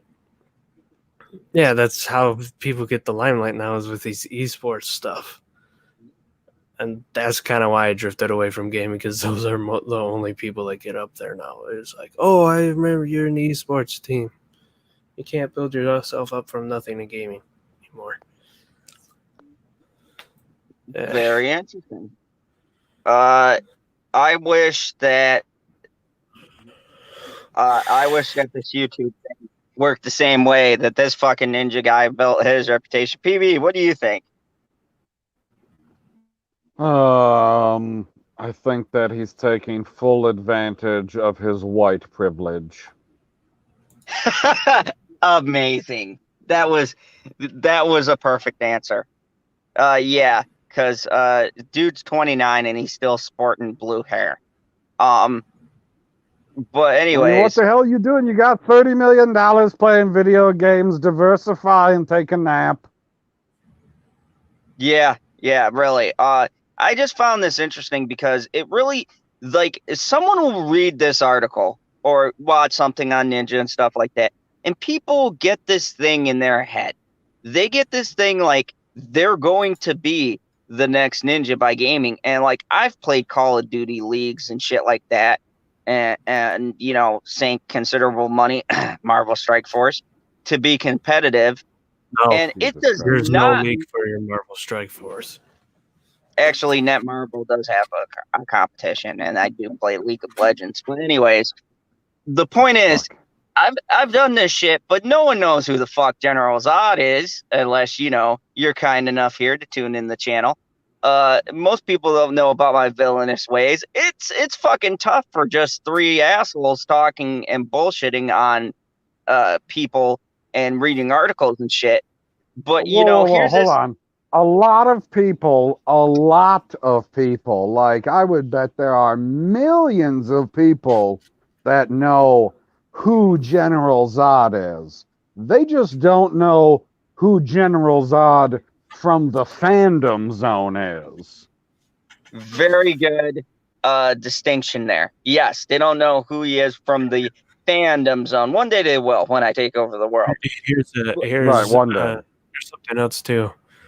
I've said it several times. I'm like, I don't really care for Ninja to watch stuff because it's Fortnite. But like, let's say he wasn't playing a game. Let's say he found me for some reason. He wanted to play a game with me. I'd be down. Even if I don't care about or even heard of him, I'd be like, okay, seeing how high status is, they'd probably have a fun time. Yeah, I mean, here's the thing too. These guys are still people. You know what I mean? They're a lot more approachable sure about that? than. You guys kept telling me for months and months and months that Terrence was a person. Okay, well, that's a special circumstance. Confirmed bot. By the way, shout out to Terrence. He dropped me a comment on our video actually with the WWE. So dude, he dropped me a massive comment on my most recent review of Stargirl. Yeah, he's a friend of the Fandom Zone, and we will be doing part 2 of our 3-hour talk because 6 hours. We only got 3 of the 6 hours, so I still owe him 3 more hours. Sure. And all we have to do is bring up something comic book related. We'll be here for 3 to 4 hours, but just don't bring up Chris O'Donnell. Oh God, no. I'm never gonna. After that video, I'm never gonna bring up anything about Chris O'Donnell. I don't care about his projects. I'm pretty sure Terrence has got a poster, and he is watching every project that Chris O'Donnell's coming out with. He's hoping for that Robin reboot.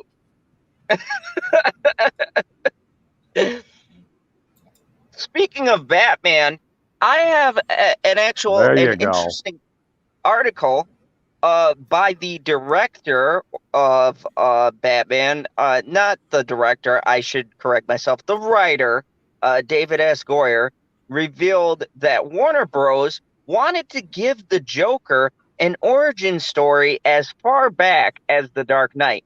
As you guys know, Todd Phillips did the brilliant movie that me and Stevie J will shill for all day, every day, Joker. And that backstory was actually going to be originally a part of The Dark Knight.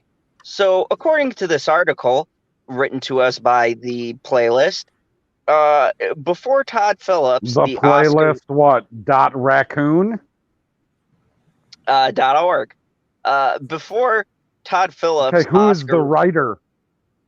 The writer is Raphael. Oh, I'm not gonna say that last name. Raphael Ninja Turtle. Gotcha. Before Todd Phillips' Oscar-winning Joker turned the Crown Prince of Crime into a down-on-his-luck New Yorker loner, the villain's mysterious origin was part of what made him intriguing. The Dark Knight gave us one of the best Joker portrayals ever without the need to say where he came from. Now, co-writer David S. Goyer revealed that there was an initial push to give the Joker an origin story. During a Q&A at a Comic-Con panel, Goyer discussed the making of the film. I do remember when we were talking about, well, what if the Joker doesn't really have an origin story, Goyer said.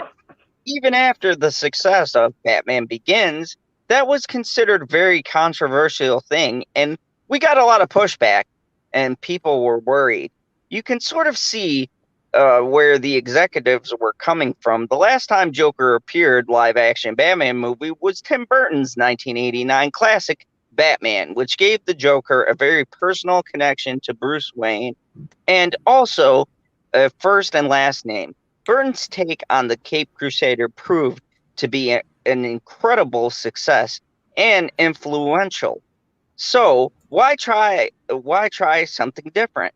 Batman Begins already proved you could do different things with comic book characters and stories, but there was no way it could work twice, right?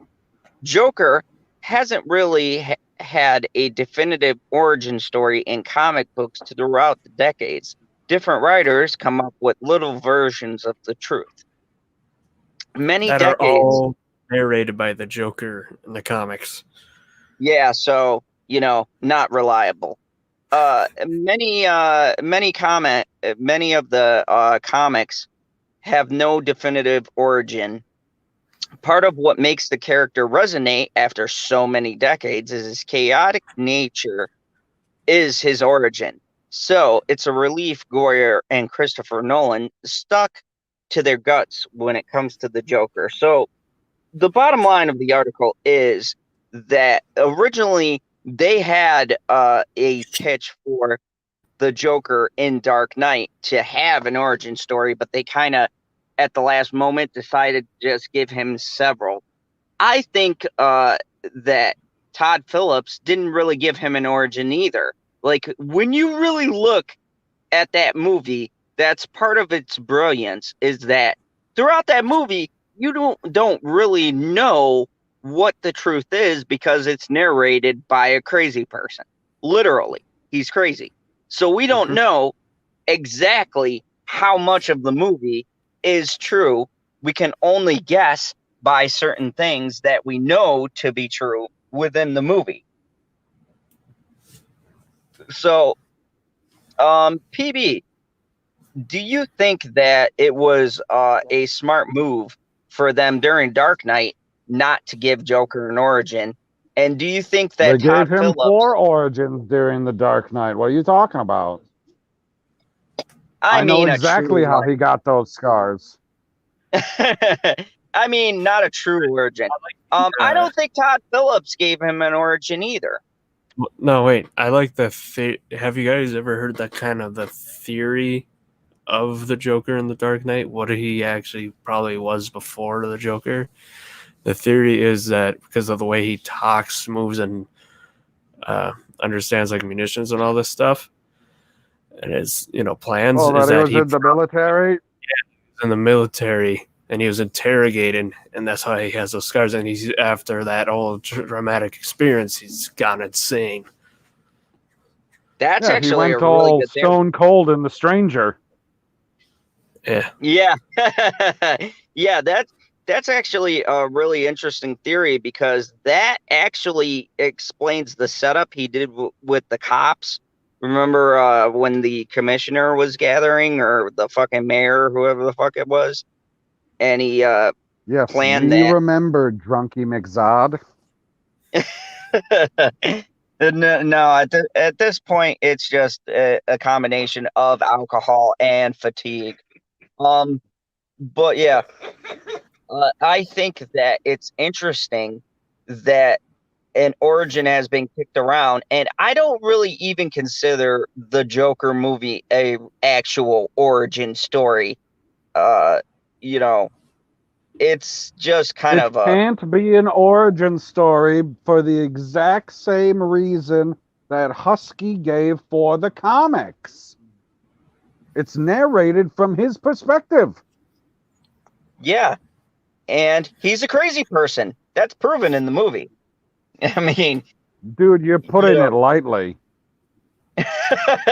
Yeah, I'm putting it very lightly. Let's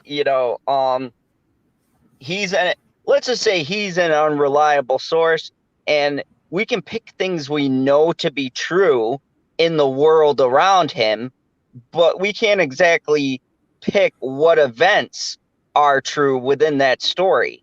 The only true event we know is that Bruce Wayne's parents were killed. Yeah, yep. Exactly. There's only one reliable thing about the Joker. He's unreliable. I like what Stone Cold Jeremy said. You want to read this? Ooh, Stone Cold Jeremy said, "We didn't need an origin story in The Dark Knight, even for normies. Everyone already knows he's a psychotic and unhinged. Oh, hell yeah." I like that added part. But, I mean, here's the thing. You can't take away the mystique around the Joker. I think giving him a backstory, not everything needs to be fleshed out. And I hate this thing with, as Stone Cold Jeremy put it, normies, where they feel like everything has to be explained, because then Hollywood gives us shitty movies. where everything is explained like we're fucking kindergartners and we can't figure shit out. So that's why I don't want a Darth Vader movie, people. Yeah, I agree. I didn't watch Star Wars series Vader thing because he's always like this, and he's. I'm like, no Vader thing. I'll read the books and stuff if I want to know more. But the presence Vader has on screen is shrouded on mystery, and that kind of adds it for me. You know, he's there for a minute, but he's like, Rogue One showed that great scene of how his power is. I'm like, that's cool for the movies. But even like in the original trilogy, he didn't need to do anything. He just needed to show up there, say words, and you knew he had power and a presence. It was pretty much episode 5 when it showed you that he was just able to choke people from, another room. Exactly, Husky.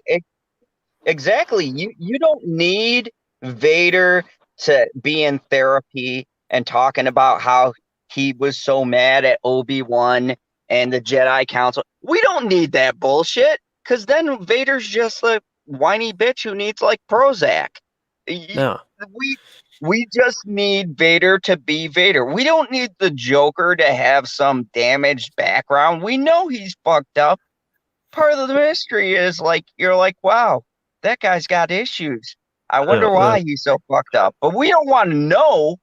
It makes us more, the curiosity is what makes the character so synonymous. The thing that adds to Vader, though, is it is his story of how he fell to the dark side. But like episode 3, and pretty much like Rogue One episode 4, I don't want to know much about what happened between there, because we know that he's been struggling with the dark side and consumed by it because he thinks he lost everyone at the end of episode 3. Everyone's dead. You don't need episode 5 when he realizes his son is alive. Yeah, we don't need like more fleshed out things for certain people. What we do need to know is one burning question that leads into this next article. What happened to Joss Whedon and the MCU? This is a very interesting article because Whedon talks about his frustrations with the MCU. And I was very curious about this. What was his issues after his successful Avengers movie?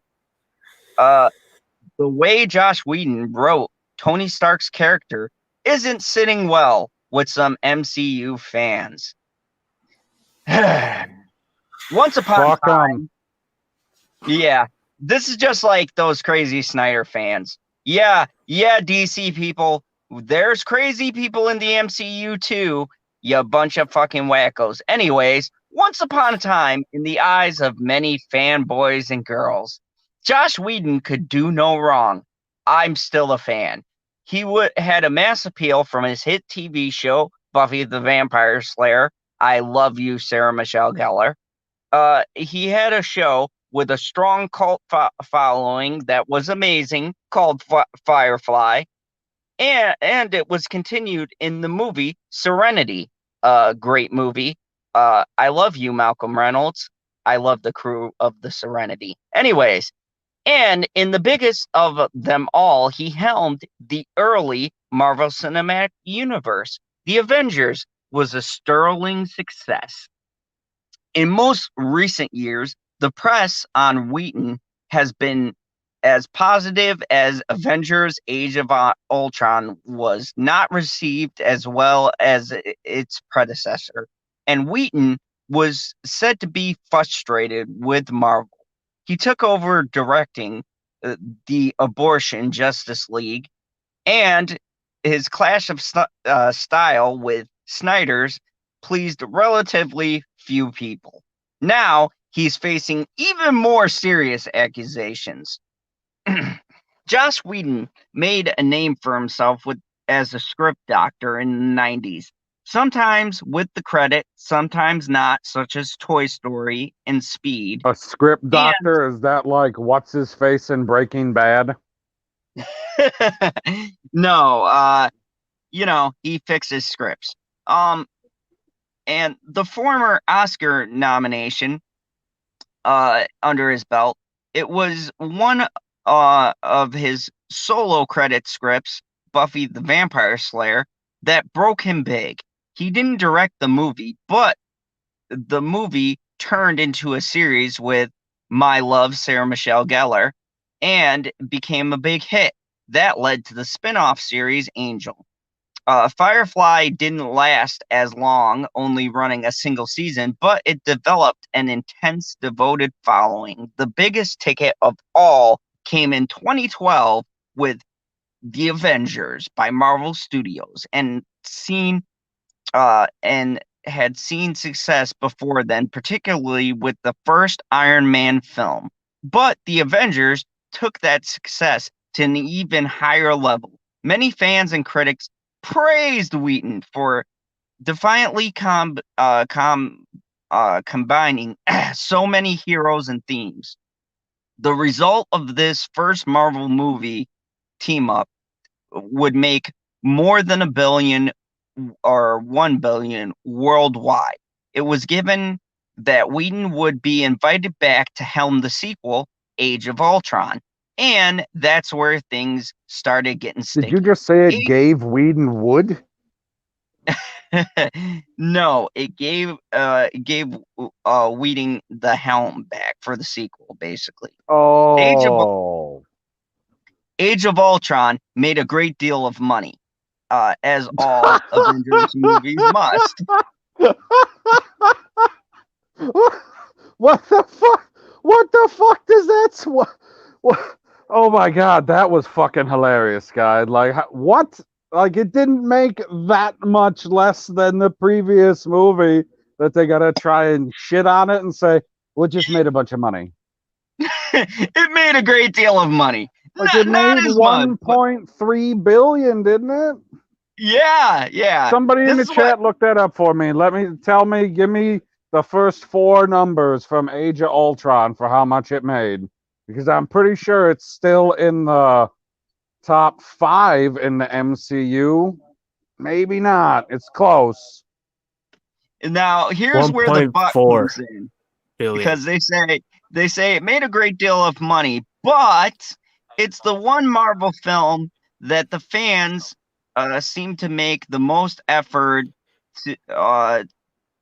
to rehabilitate. It's generally well liked, but not well loved. And Whedon himself later admitted lies. The movie made more than Civil War. Yeah, that's crazy. You see in the chat, Zod? Can you see the chat from where you're looking right now, or no? No, wait. Oh, wow. Yep, I see what Timon put, and Bro, I looked it up. On me. Son of a bitch. Perp been in here just listening, can't join. Don't know what he's doing. Yeah, Timon Flip said it made $1.403 billion, whereas the first one, I believe, only made 1.5 something. So yeah, huge drop off. Oh yeah. Somebody can look that up too. That'd be great. It was listen to this talk. It was well liked, but not well loved.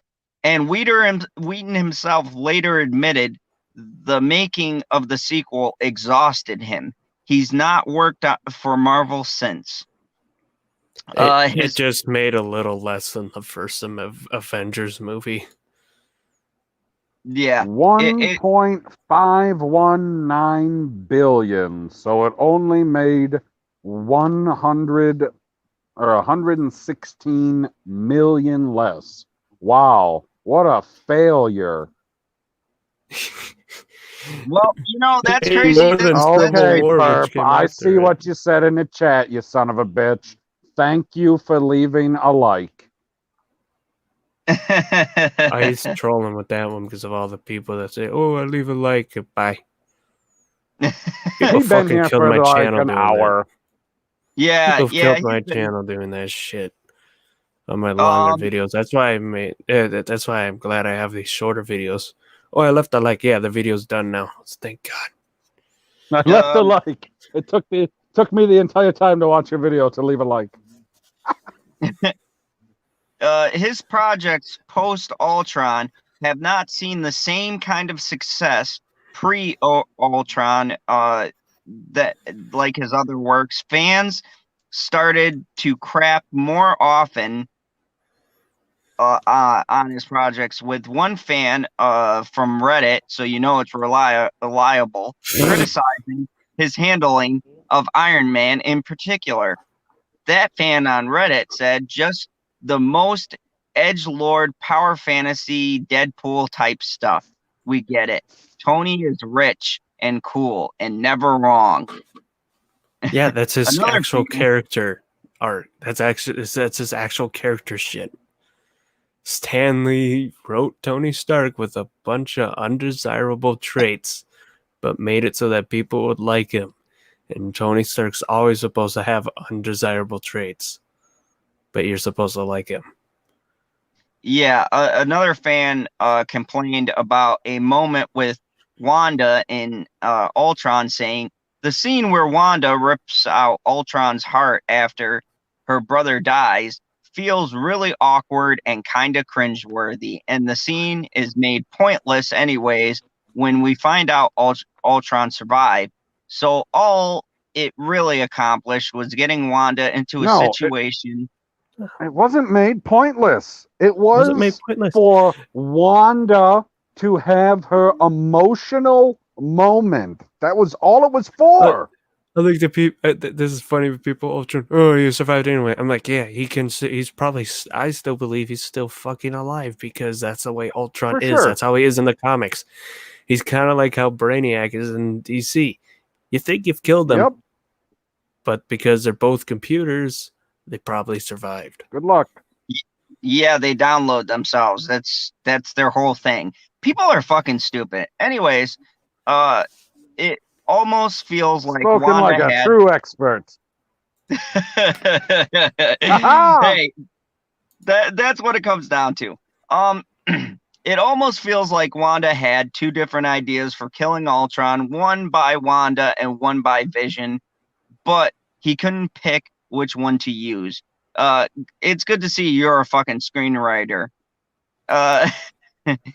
And Ray Fisher, a top critic, because on Twitter he has a blue check mark, says Josh Whedon's on-set treatment of the cast and crew of Justice League was gross abuse, unprofessional, and completely unacceptable. He enabled in many ways by Geoff Johns and John Byrne. Geoff Johns. Fucking A. No. I'm a villain. Fan complaints. A villain that is being written by Geoff Johns. Fan complaints seem like small potatoes compared to the accusations Whedon has faced lately.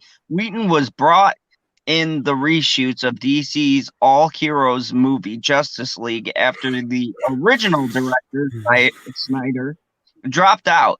Although Snyder retained solo directing credit, it was not difficult to figure out which scenes Whedon reshot. One of the stars of that movie, Ray Fisher, who played Cyborg, Fisher had initially praised Whedon for his work, but according to Variety, he took it back, saying Joss Whedon's on-set treatment of the cast and crew in Justice League was gross abuse, unprofessional, and completely unacceptable. Fisher offered no evidence to corroborate his claims, and Whedon had no comment on the matter. Fisher also accused the executives of enabling the abuse. But Berg said it was categorically untrue that he was enabled any unprofessional behavior. So yeah, this is a bunch of bullshit, and it's kind of funny because this all comes out during the Black Lives Matters movement, and Ray Fisher came out and said the white man mistreated me on Justice League. I have no evidence, but he did, and so the people funding him, he's a bad guy. Zack Snyder's Jesus. Like, I mean, no one the finds Lord it kind of Almighty, suspicious. Zack Snyder. No one finds it suspicious. Okay, this is my thing, and I'm not being a conspiracy theory guy, Here or I'm comes the not being conspiracy theory. and I'm not being a MCU fanboy because fucking Here General comes the Zod. MCU fanboy. Yep, but does no one find it suspicious that now Whedon, who has all these credits and people love all these shows, all of a sudden he's getting bashed when the almighty Zack Snyder is returning to Justice League? No one finds it odd that now they're throwing Whedon under the bus. Like, no one sees this connection? The Snyder fan base has been trying to throw him under the bus this whole time, but now with this, they're definitely just like, hit him. Yeah.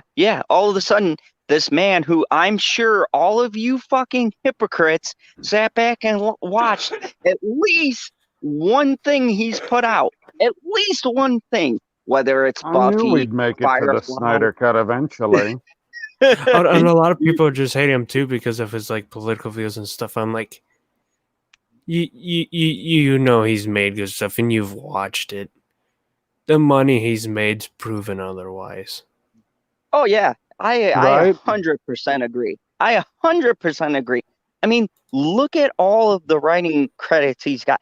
I never even knew he fixed the scripts for Speed and worked on Toy Story, but we've all watched them. That means you watched and enjoyed something that Whedon has done.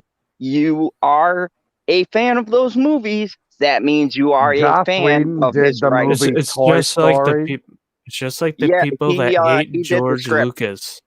They hated George Lucas with the prequels and stuff. Forgetting, what did he make? Oh yeah, I remember when he made Pixar.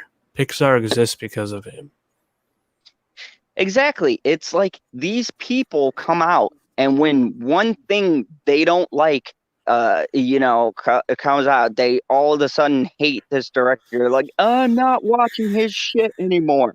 I'm gonna watch this product he's attached to, but I hate him. Like the backlash Whedon gets is fucking ridiculous. I can't understand it. Do you guys know?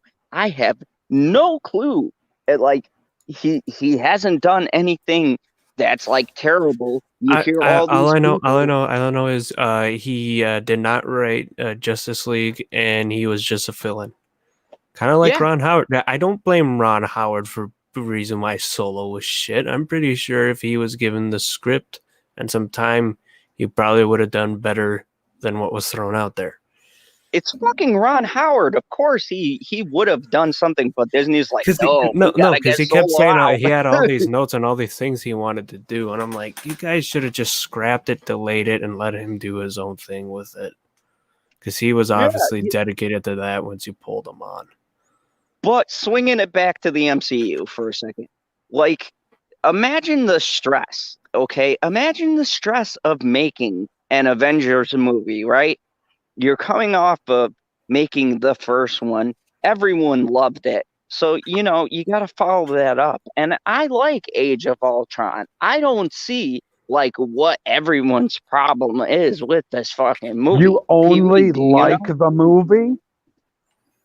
Oh, yeah. I mean, I don't put it in, like, my top tier. Age but, of Ultron is very underrated, and people hate on it because they think that Ultron is supposed to be fucking Thanos or something.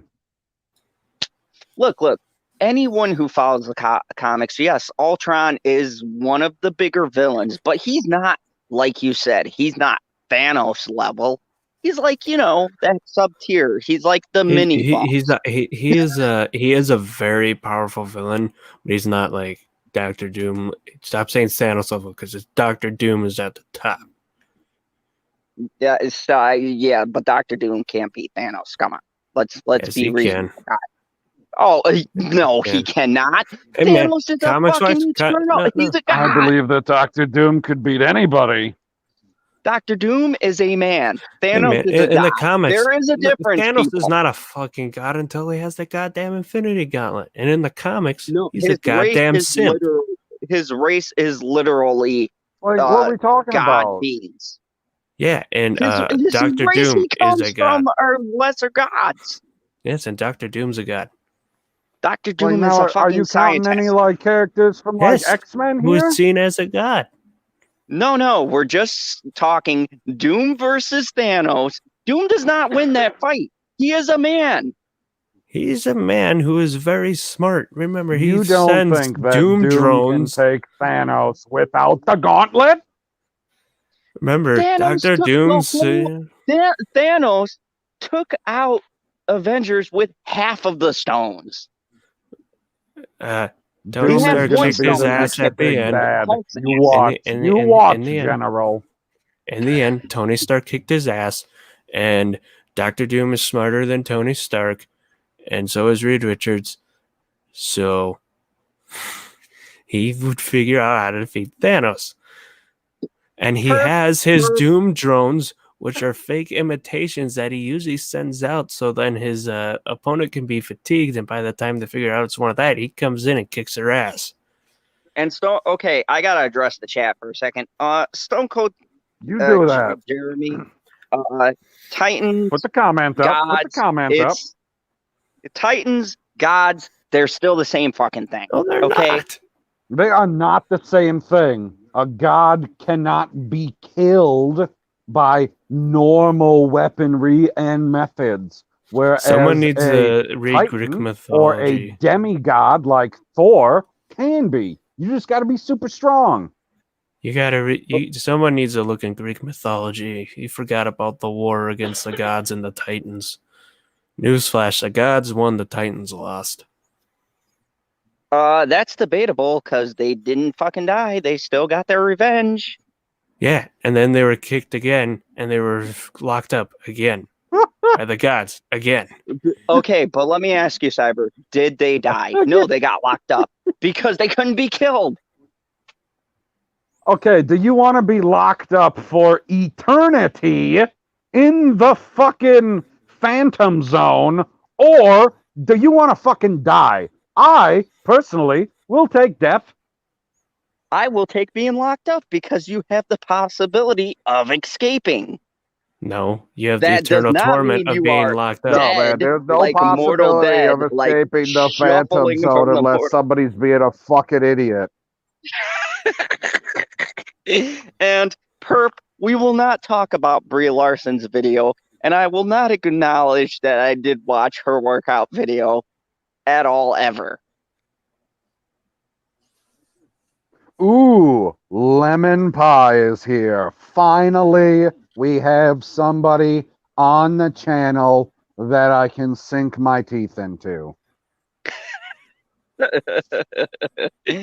Yes, yeah, that's true. And let me just read this comment by Timon Flip.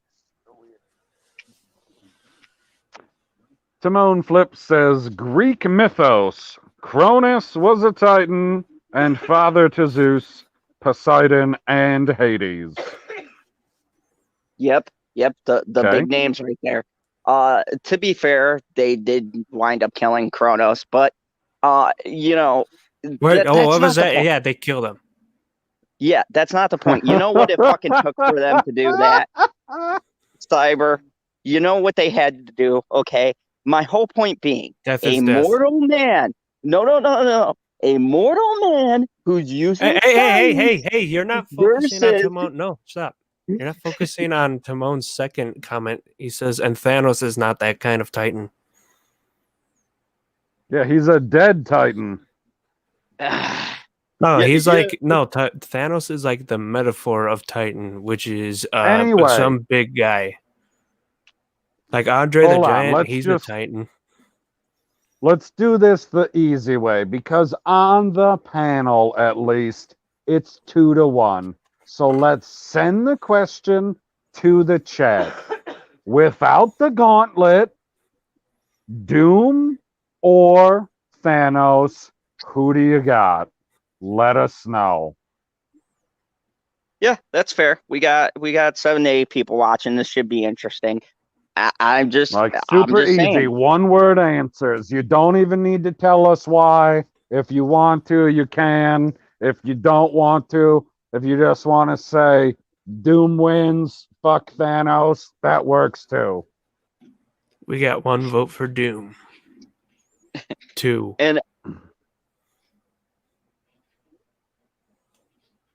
looks like somebody's starting to lose in a landslide, General. Oh no, Timon agrees with Zod. Oh, thank you, Timon. Who the fuck agrees with Zod? No. Where's Sene? I haven't seen him on here in a while. He would definitely throw you in the toilet. Yeah, but Sene just takes any chance he has to roast me, so that doesn't count. No, it would count. Dude, I take the points any way I can get the points. It doesn't matter. I know you do. Whatever happened to predictability? Says, did not give me the answer. I'm no expert, but I thought Titan was a planet, and thus Thanos being from that planet, he was a Titan. Nothing to do with Greek mythos. No, that was just for the movie. They were actually. So, whatever happened, predictability. Thanos or Doom in a fight, who would win? Huh? I'm asking him because he didn't give me an answer. Thanos or Doom, who does he think would win? Without the gauntlet, I guess we would have to say without either of them having the gauntlet, because didn't Doom have the gauntlet in the comics at some point? Yeah, he did. So they both are at that level that they've possessed the gauntlet. I mean, did he have all 6 stones too? Because I, as everyone knows, am not a comic expert. I'm a cartoon expert. Yes, he did. And not the new shit they make nowadays. Okay. I don't watch that trash. Thanos. Lemon Pie didn't give us an answer. You're going to get a lot of people with Thanos though because of the movie. No, it's not. It's because Thanos is a badass. Thanos is a fucking simp. He wiped out half the universe to impress Lady Death. And in the movie, it was for... Okay, that's fair. That's fair. Now you're bringing in comic book references, Cyber. That's not fair. Because we could say the same thing about Deadpool. Oh, now Zod's afraid of the source material. No, I didn't know Cyber was going to play that card. Fucking Dr. Doom did it for conquest and for world domination, which is something he always wants to do. Thanos did it to try and get his purple dick wet. Dude, he's not even that big of a villain in the comics. Yeah. Man, him and Deadpool fuck around in the Thanos copter all day. You're a son of a bitch. I've had my own source material used against me. God damn it. That's right. Okay. You know what? I'm going to pull a PB on this one. We're not talking about the source material. We're talking if right, but Doom hasn't been in the MCU yet. Oh man. I feel like you two are just handicapping me here, and you're playing both sides of the fence on this question. I would never play both sides of the fence. I'm clearly playing for one team. Fair enough. Ridiculous. Whatever happened to predictability says he was way more manipulative and ruthless than Doom, from what I can tell of the few comics I remember and the movies. That is a very good point. And Stone Cold Jeremy says, and Lady Death still friend zoned Thanos. I know, which makes it hilarious. And Timon, you know what would happen if somebody friend zoned Doom? Dead. Crush. And Timon Flip brings up a great point. Thanos conquered a whole moon. Doom only a small country.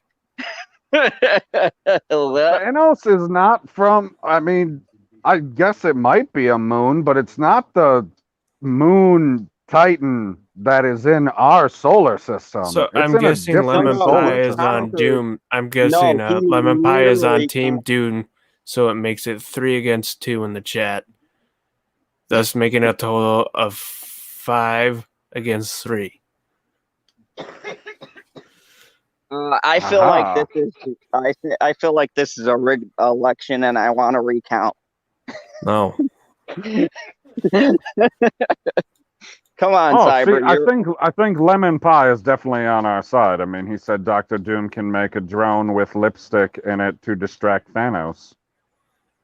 Oh no, we're not talking. He makes a drone version of Death. No, he gets all the assets that he can use. He does everything. He freaking does everything, man. Dr. Doom is still a person. If Thanos punches, I know he's a fucking person, guy. He's a person that has fucking metal attached to him. He's not just a regular person anymore. That's like saying Peter Parker's just a person. Steve Rogers is just a person.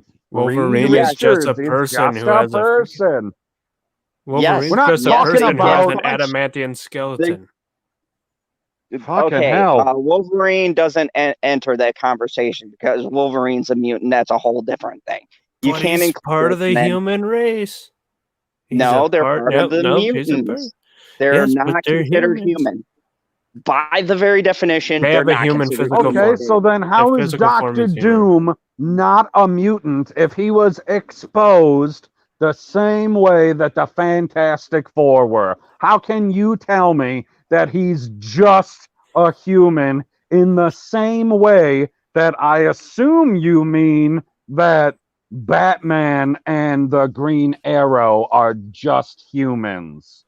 Man, Dr. Doom could kick Batman's ass. No, that I agree with. No, like Tony Stark is just a human, right? Yeah. He's in a suit of armor. How is Dr. Doom just a human? He cannot take off his suit. He can't even take.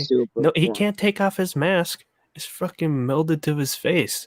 Because he told him to put it on his face immediately while it was still cooling down. I have to go back through the comics, but I want to say he's had that mask off before. I can't remember when, but he did before he had it on. Anyway, answer my question, Zod. How is he a regular human if none of the Fantastic Four are regular humans? Because he depends on technology. He doesn't have any powers like the Fantastic Four did. Shenanigans. Literally, his suit does all that shit, and his intellect, like creating drones and making traps and shit like that. His suit has a lot of abilities. Good thing that he's the smartest comic character that's ever been created. I would say I would take Lex Luthor on that. No. Intriguing. No, I mean, I guess technically, if we're talking about amount of knowledge, Brainiac is technically the answer, but he seems to still get shit wrong. Yeah, but Brainiac's like a supercomputer, so can we really count that? He's basically collective knowledge. He's a character, man. He's a character. If you're a character, you're a character. You got to be counted. I didn't say like Brainiac 5. I just said Brainiac. Like fair point.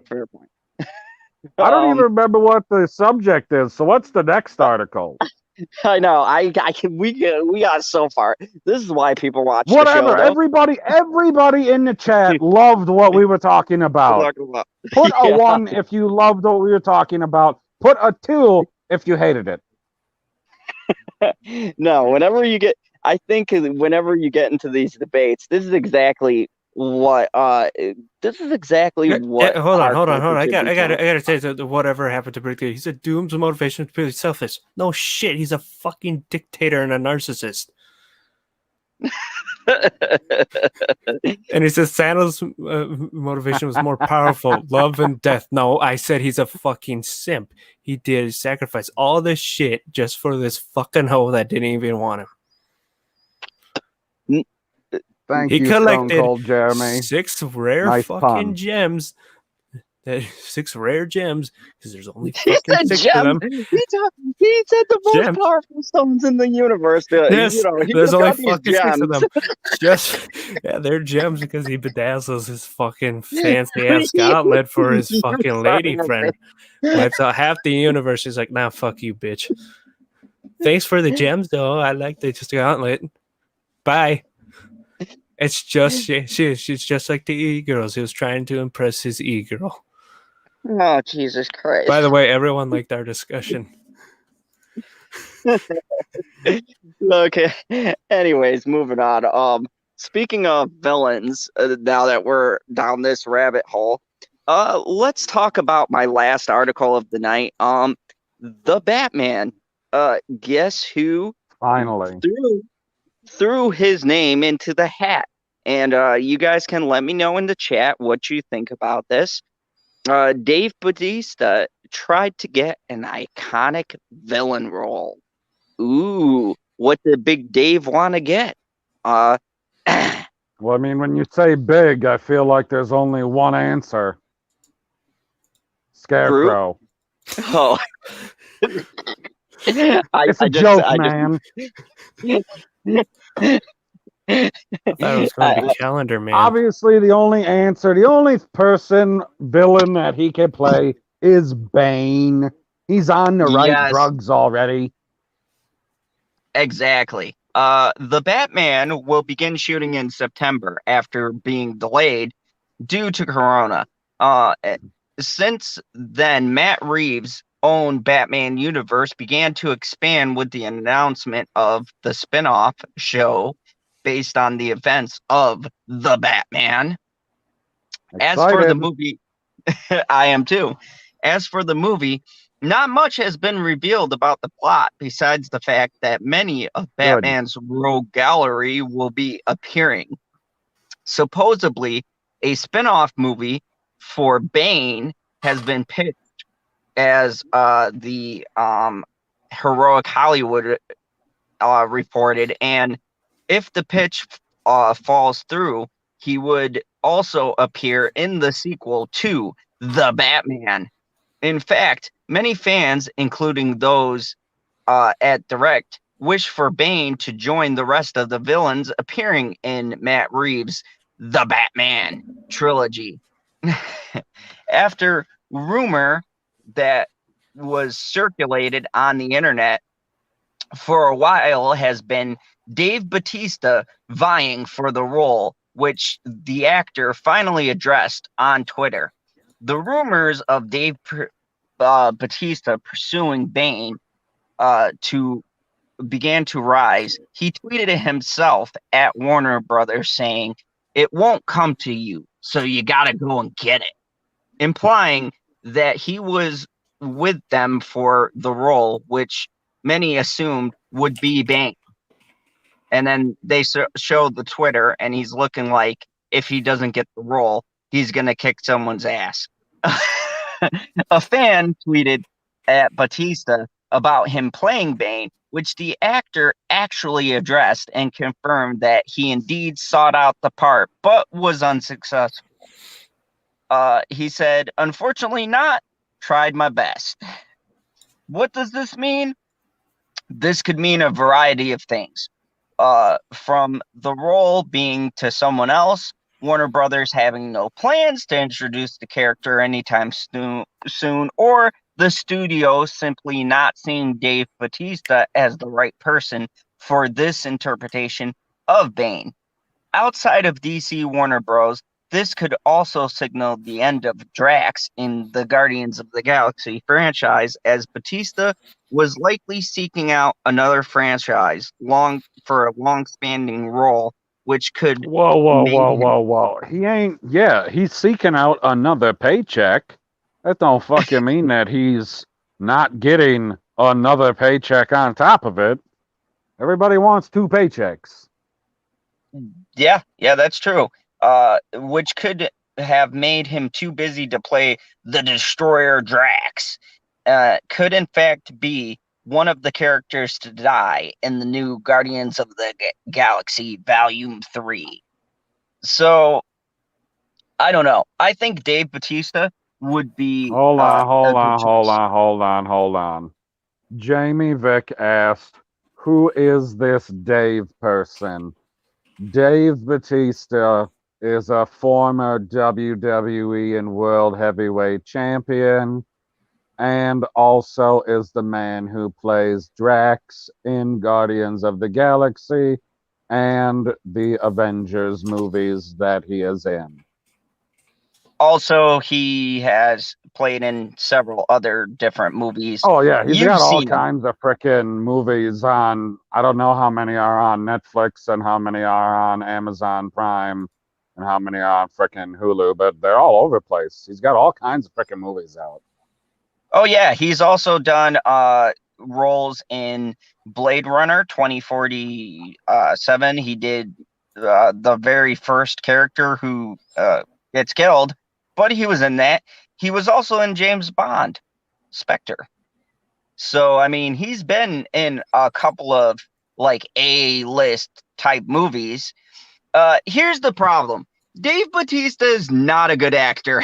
I mean, he's gotten better. Hold on. I just read the comment from Whatever Happened to Predictability. He said Dave Bautista as the Riddler, which could actually work with how he played Drax. Yeah. I mean, here's the thing. Drax is probably the best I've seen Dave Bautista act. He's just one of those actors who's not very good. He's getting better. That movie, My Spy, was pretty decent, but he's got kind of one. Did you see Hotel Artemis? Yeah, once again, he doesn't have a lot of range in that movie. Okay, well, you don't necessarily need a whole lot of range to be a great actor. I mean, Christopher Walken doesn't have a whole lot of range. Yes, but Christopher Walken has charisma. Christopher Walken does have charisma.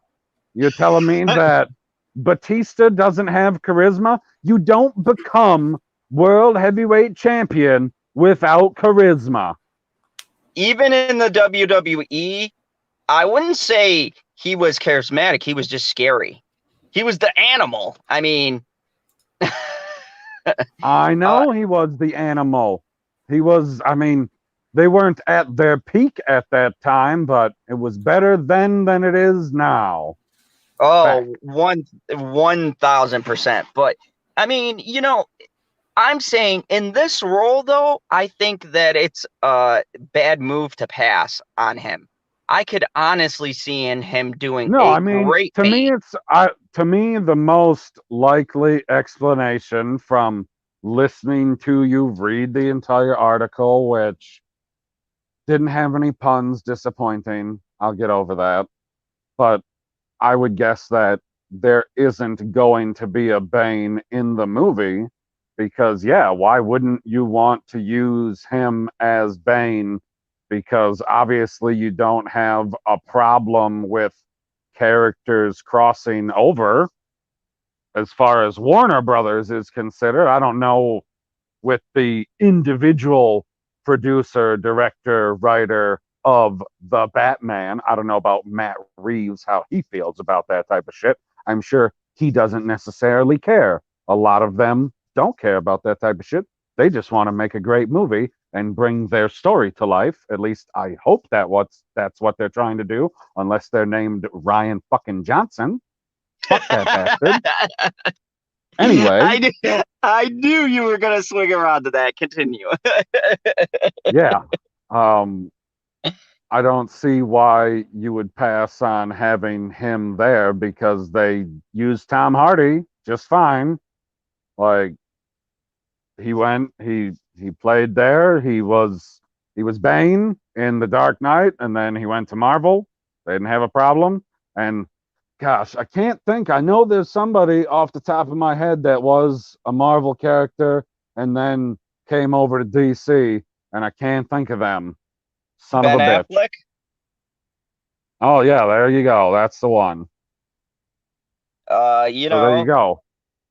Like, yeah, he played a Marvel character. I don't care about the he wasn't in the MCU. No, we're just talking about Marvel characters. That's it. Just overall Marvel characters. If you ever played a Marvel character and he played one entirely, it's not like he was a side guy who just showed up a little bit. The entire fucking movie revolved around him. It's named Daredevil, and he's Daredevil. Like, son of a bitch. And then he's Batman. Like, those two completely different people in completely different comics. So obviously Warner Brothers doesn't have a problem with that. So hire this motherfucker. He can be, like yeah, you said, the animal. Like, he can fit the role perfectly. that's exactly what I was thinking. Thank you, PB. That's what I was thinking. Like he is judging, like taking his character, just taking his character from the WWE. Why wouldn't you want him? And I mean, just seeing what he's done with Drax, that is probably the most range he's ever had. He played hysterically funny and badass, and at moments in Guardians 2, kind of sad, tragic, that emotional shit. So, you know, him Right. just So playing I will stick with my Bane. point that I don't think that Bane is going to be in the movie. And if he is, I will be curious as to who they would use in place of him, especially if he wanted to do the role. Like, he either himself or had his agent call up Warner Brothers and said, hey, whenever you guys are doing another Batman movie or DC Comics movie and you're going to use Bane, I would love to do that character. So if you're going to love to do the character, I assume that you did some legwork, unlike our favorite Brie Larson, who just goes and plays Captain Marvel in Endgame and doesn't read a fucking comic book even on the plane on the way over. Doesn't even know the character. Yeah, yeah, and then comes out very, in one of her smartest comments, like she always does, and that I didn't know nothing about the character I was playing. Who? Right. I'm going to assume that he's either watched the movies that has had Bane in them, whether it be, what is that? Is it Batman Forever that has Bane? Or is it Batman No, and God, Robin? no. Batman and Robin. Batman and Robin, okay. Batman and Robin has The it. Clooney one. And then, what's the other one that has Bane? It Dark Knight Rises. Rises, yep. Which is Okay, so probably the best Bane. Like, it's gonna be right. hard to follow Tom Okay, Hardy. so take both of those because that was the one thing that to me was missing in the Dark Knight Rises Bane was he didn't have the juice machine hooked up to him that he can pump into him to get super strong or whatever the hell, that stuff is. I don't know what the name of it is or what it's called. Venom. I'm sure you do. It's called the Venom serum. Okay. Interesting. So he can take the Venom serum and have whatever machine put onto him. So you can take those two characters from those movies and combine their looks essentially, and you plaster that look onto Batista, and you're good to go, right? Yeah, yeah, basically. And I mean, he's already got the build. Like Tom Hardy had to work out and like, the diet and everything else. Batista's just fucking huge. So, you don't even really got to do that much to sell him as Bane. Exactly. So, but yeah, I got a couple of comments here from whatever happened to predictability saying Ryan Reynolds was Green Lantern and Deadpool. Josh Brolin didn't cross over Marvel DC, but he did Deadpool and Thanos. So, I mean, you had Chris Evans who did Fantastic Four and Captain America. So, I mean, you can cross over people. And yeah, I think. The special thing with Bane is, yeah, when you look at Drax, you put the special makeup on and you make his face look a little odd, and then he's got contacts in or whatever to make his eyes look all funky. But you can still tell that it's Batista. If you put him in a suit and you put some mask over his face and he's wearing some strange Palpatine back from the dead device on him, you're never going to be able to tell that it's Batista. And you can play both characters and you don't see him as both characters. You know what I mean? Yeah, and the thing is too, Bane does have his mask off at certain points. He was a Russian mob boss. Most people never highlight. Most people, and it's the reason why I like Dark Knight Rises, is that most people don't highlight Bane is a tactician. Like, he's as smart as Batman. Like, no one's ever highlighted that. In comics, he's the first villain to figure out his true identity. Yeah, he actually was one of the first people to put together that Batman is Bruce Wayne. Him and Ra's al Ghul. Yeah, just from doing the math. I mean, it was kind of fucking obvious, but Well, Al Ghul knows it because he fucked his daughter. Actually, his daughter raped him, but that's another story. Yeah, that's. But yeah. Timon Flip said that he could also play Killer Croc, which would be good. Yeah, that I could totally see that a lot better than the David Ayer cut of Suicide Squad. Maybe he was in the David I wonder how real they would make him or how CGI they would make him. You know what I mean? Can they? Yeah. If they're gonna have Killer Croc again, can we please give him the Croc face and not the flat face? I need the Croc face. I want the Croc face. I 100% agree. That was terrible. Like, don't get me wrong. And I know people probably hit me in the comments about this, but I didn't mind Suicide Squad. I'm not one of those people who just totally hated the movie. I actually have the soundtrack. The soundtrack is spectacular. It's amazing. If there's one really high point to that movie, the music score is fucking outstanding. And I didn't disagree with some of the choices. But the Croc face that did bug me because it's like they did a weird half-assed. Like, I don't know. He looks like a lizard, man. He didn't look like Killer Croc. Like, going in the movie, I didn't think that was Killer Croc. He looks like Dr. Connors from Spider-Man. Or should have had a lizard face in that movie too, which I was like, what the fuck when I saw that? Or that dude from Stargirl. Guys, don't give him a human face. Give him a whole animal face. No, Dr. whatever the fuck. Part of the... Yeah, that's what I said. Dragon King, Dr. Ito. Yeah, there we go. Ito. That's what I was thinking of. It's the same person. He calls himself Dragon King. You need to catch up, motherfucker. Yeah, I'm getting there. But anyways, if you guys aren't catching up, by the way, one, check out PB's reviews because they're pretty spot on. And two, this is the only show that people will acknowledge is a good show that's tied to the CW. A lot of the people who critique on YouTube can actually bash it. They're all enjoying it. All the people I watch are actually giving credit to the show. So check out Stargirl. On DC Parias tried to at the beginning, but I'm pretty sure he turned the corner. he said this show, and I quote, he said this show is way too good for the CW. That's a quote. I know I'm leery about season 2 now that it's only going to be on the CW. That's exactly what he said. He goes, they're going to kill remember, off Barbara said, and Pat. I'm scared. He said, enjoy the series as it is right now, because we're going to look back on this and realize how much the CW messed it up.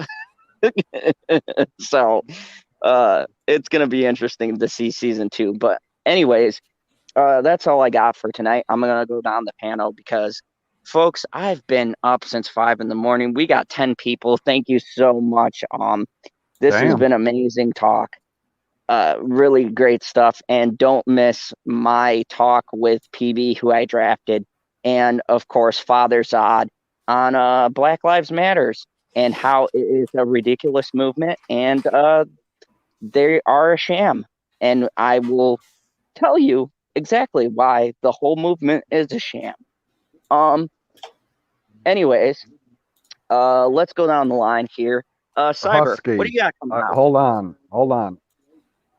You're on your computer, right? Yes. So you're able to get all of the links for your channel and our channel and the videos that are going to be out or have been put out in the recent past? Yeah, I'm not sharing video links. I'll just share the channel links. That'll work. But I have to click your channels and stuff because YouTube doesn't like me clicking people's channel and seeing what they do in the live feed anymore. Super stupid now. Fucking YouTube. I don't know why they ever took that feature away. That was one of the best features that they had. Oh, just click a name in the live chat and go to their channel and see what they're about. And now you can't do it anymore. Like, why would you take that that away? somebody was actually there and not some bullshit poser. Right? But anyways, Stone Cold Jeremy. I love him. He said, always enjoy a good Zod show, even when he's wrong. I appreciate it. I appreciate you, Stone Cold. Hashtag Doom wins. Hashtag you're wrong. Anyways, let's actually start with the co-host, the commander, the second in charge, because Husky's working his voodoo. What do you got coming out besides your great breakdown of this newest episode of Star Wars? Well, I put out a video on the Prophets of Geek Culture about 6 hours ago, and it was a review on season 1 of Lock and Key on Netflix. So if you have not watched it yet, you can go check out my non-spoiler review and decide whether or not you want to watch it. And I already know that one person in the chat, Jamie Vick, watched it, and now she is going to watch the show because of my recommendation. So thanks for checking out the video. And then I don't know what else I got coming out on my channel, but yeah, either Sunday night or Monday afternoon or something like that, there'll be a Stargirl review. And then maybe sometime in between there, I'll talk about something else ridiculous. You never know. Nice. Cyber, what kind of wacky gaming shenanigans do you got going on? Well, I was playing Fallen Order. I don't know when I'm going to do the last 10 minutes of the game. Well, probably 2 hours if I keep dying to the final boss, because I suck right now.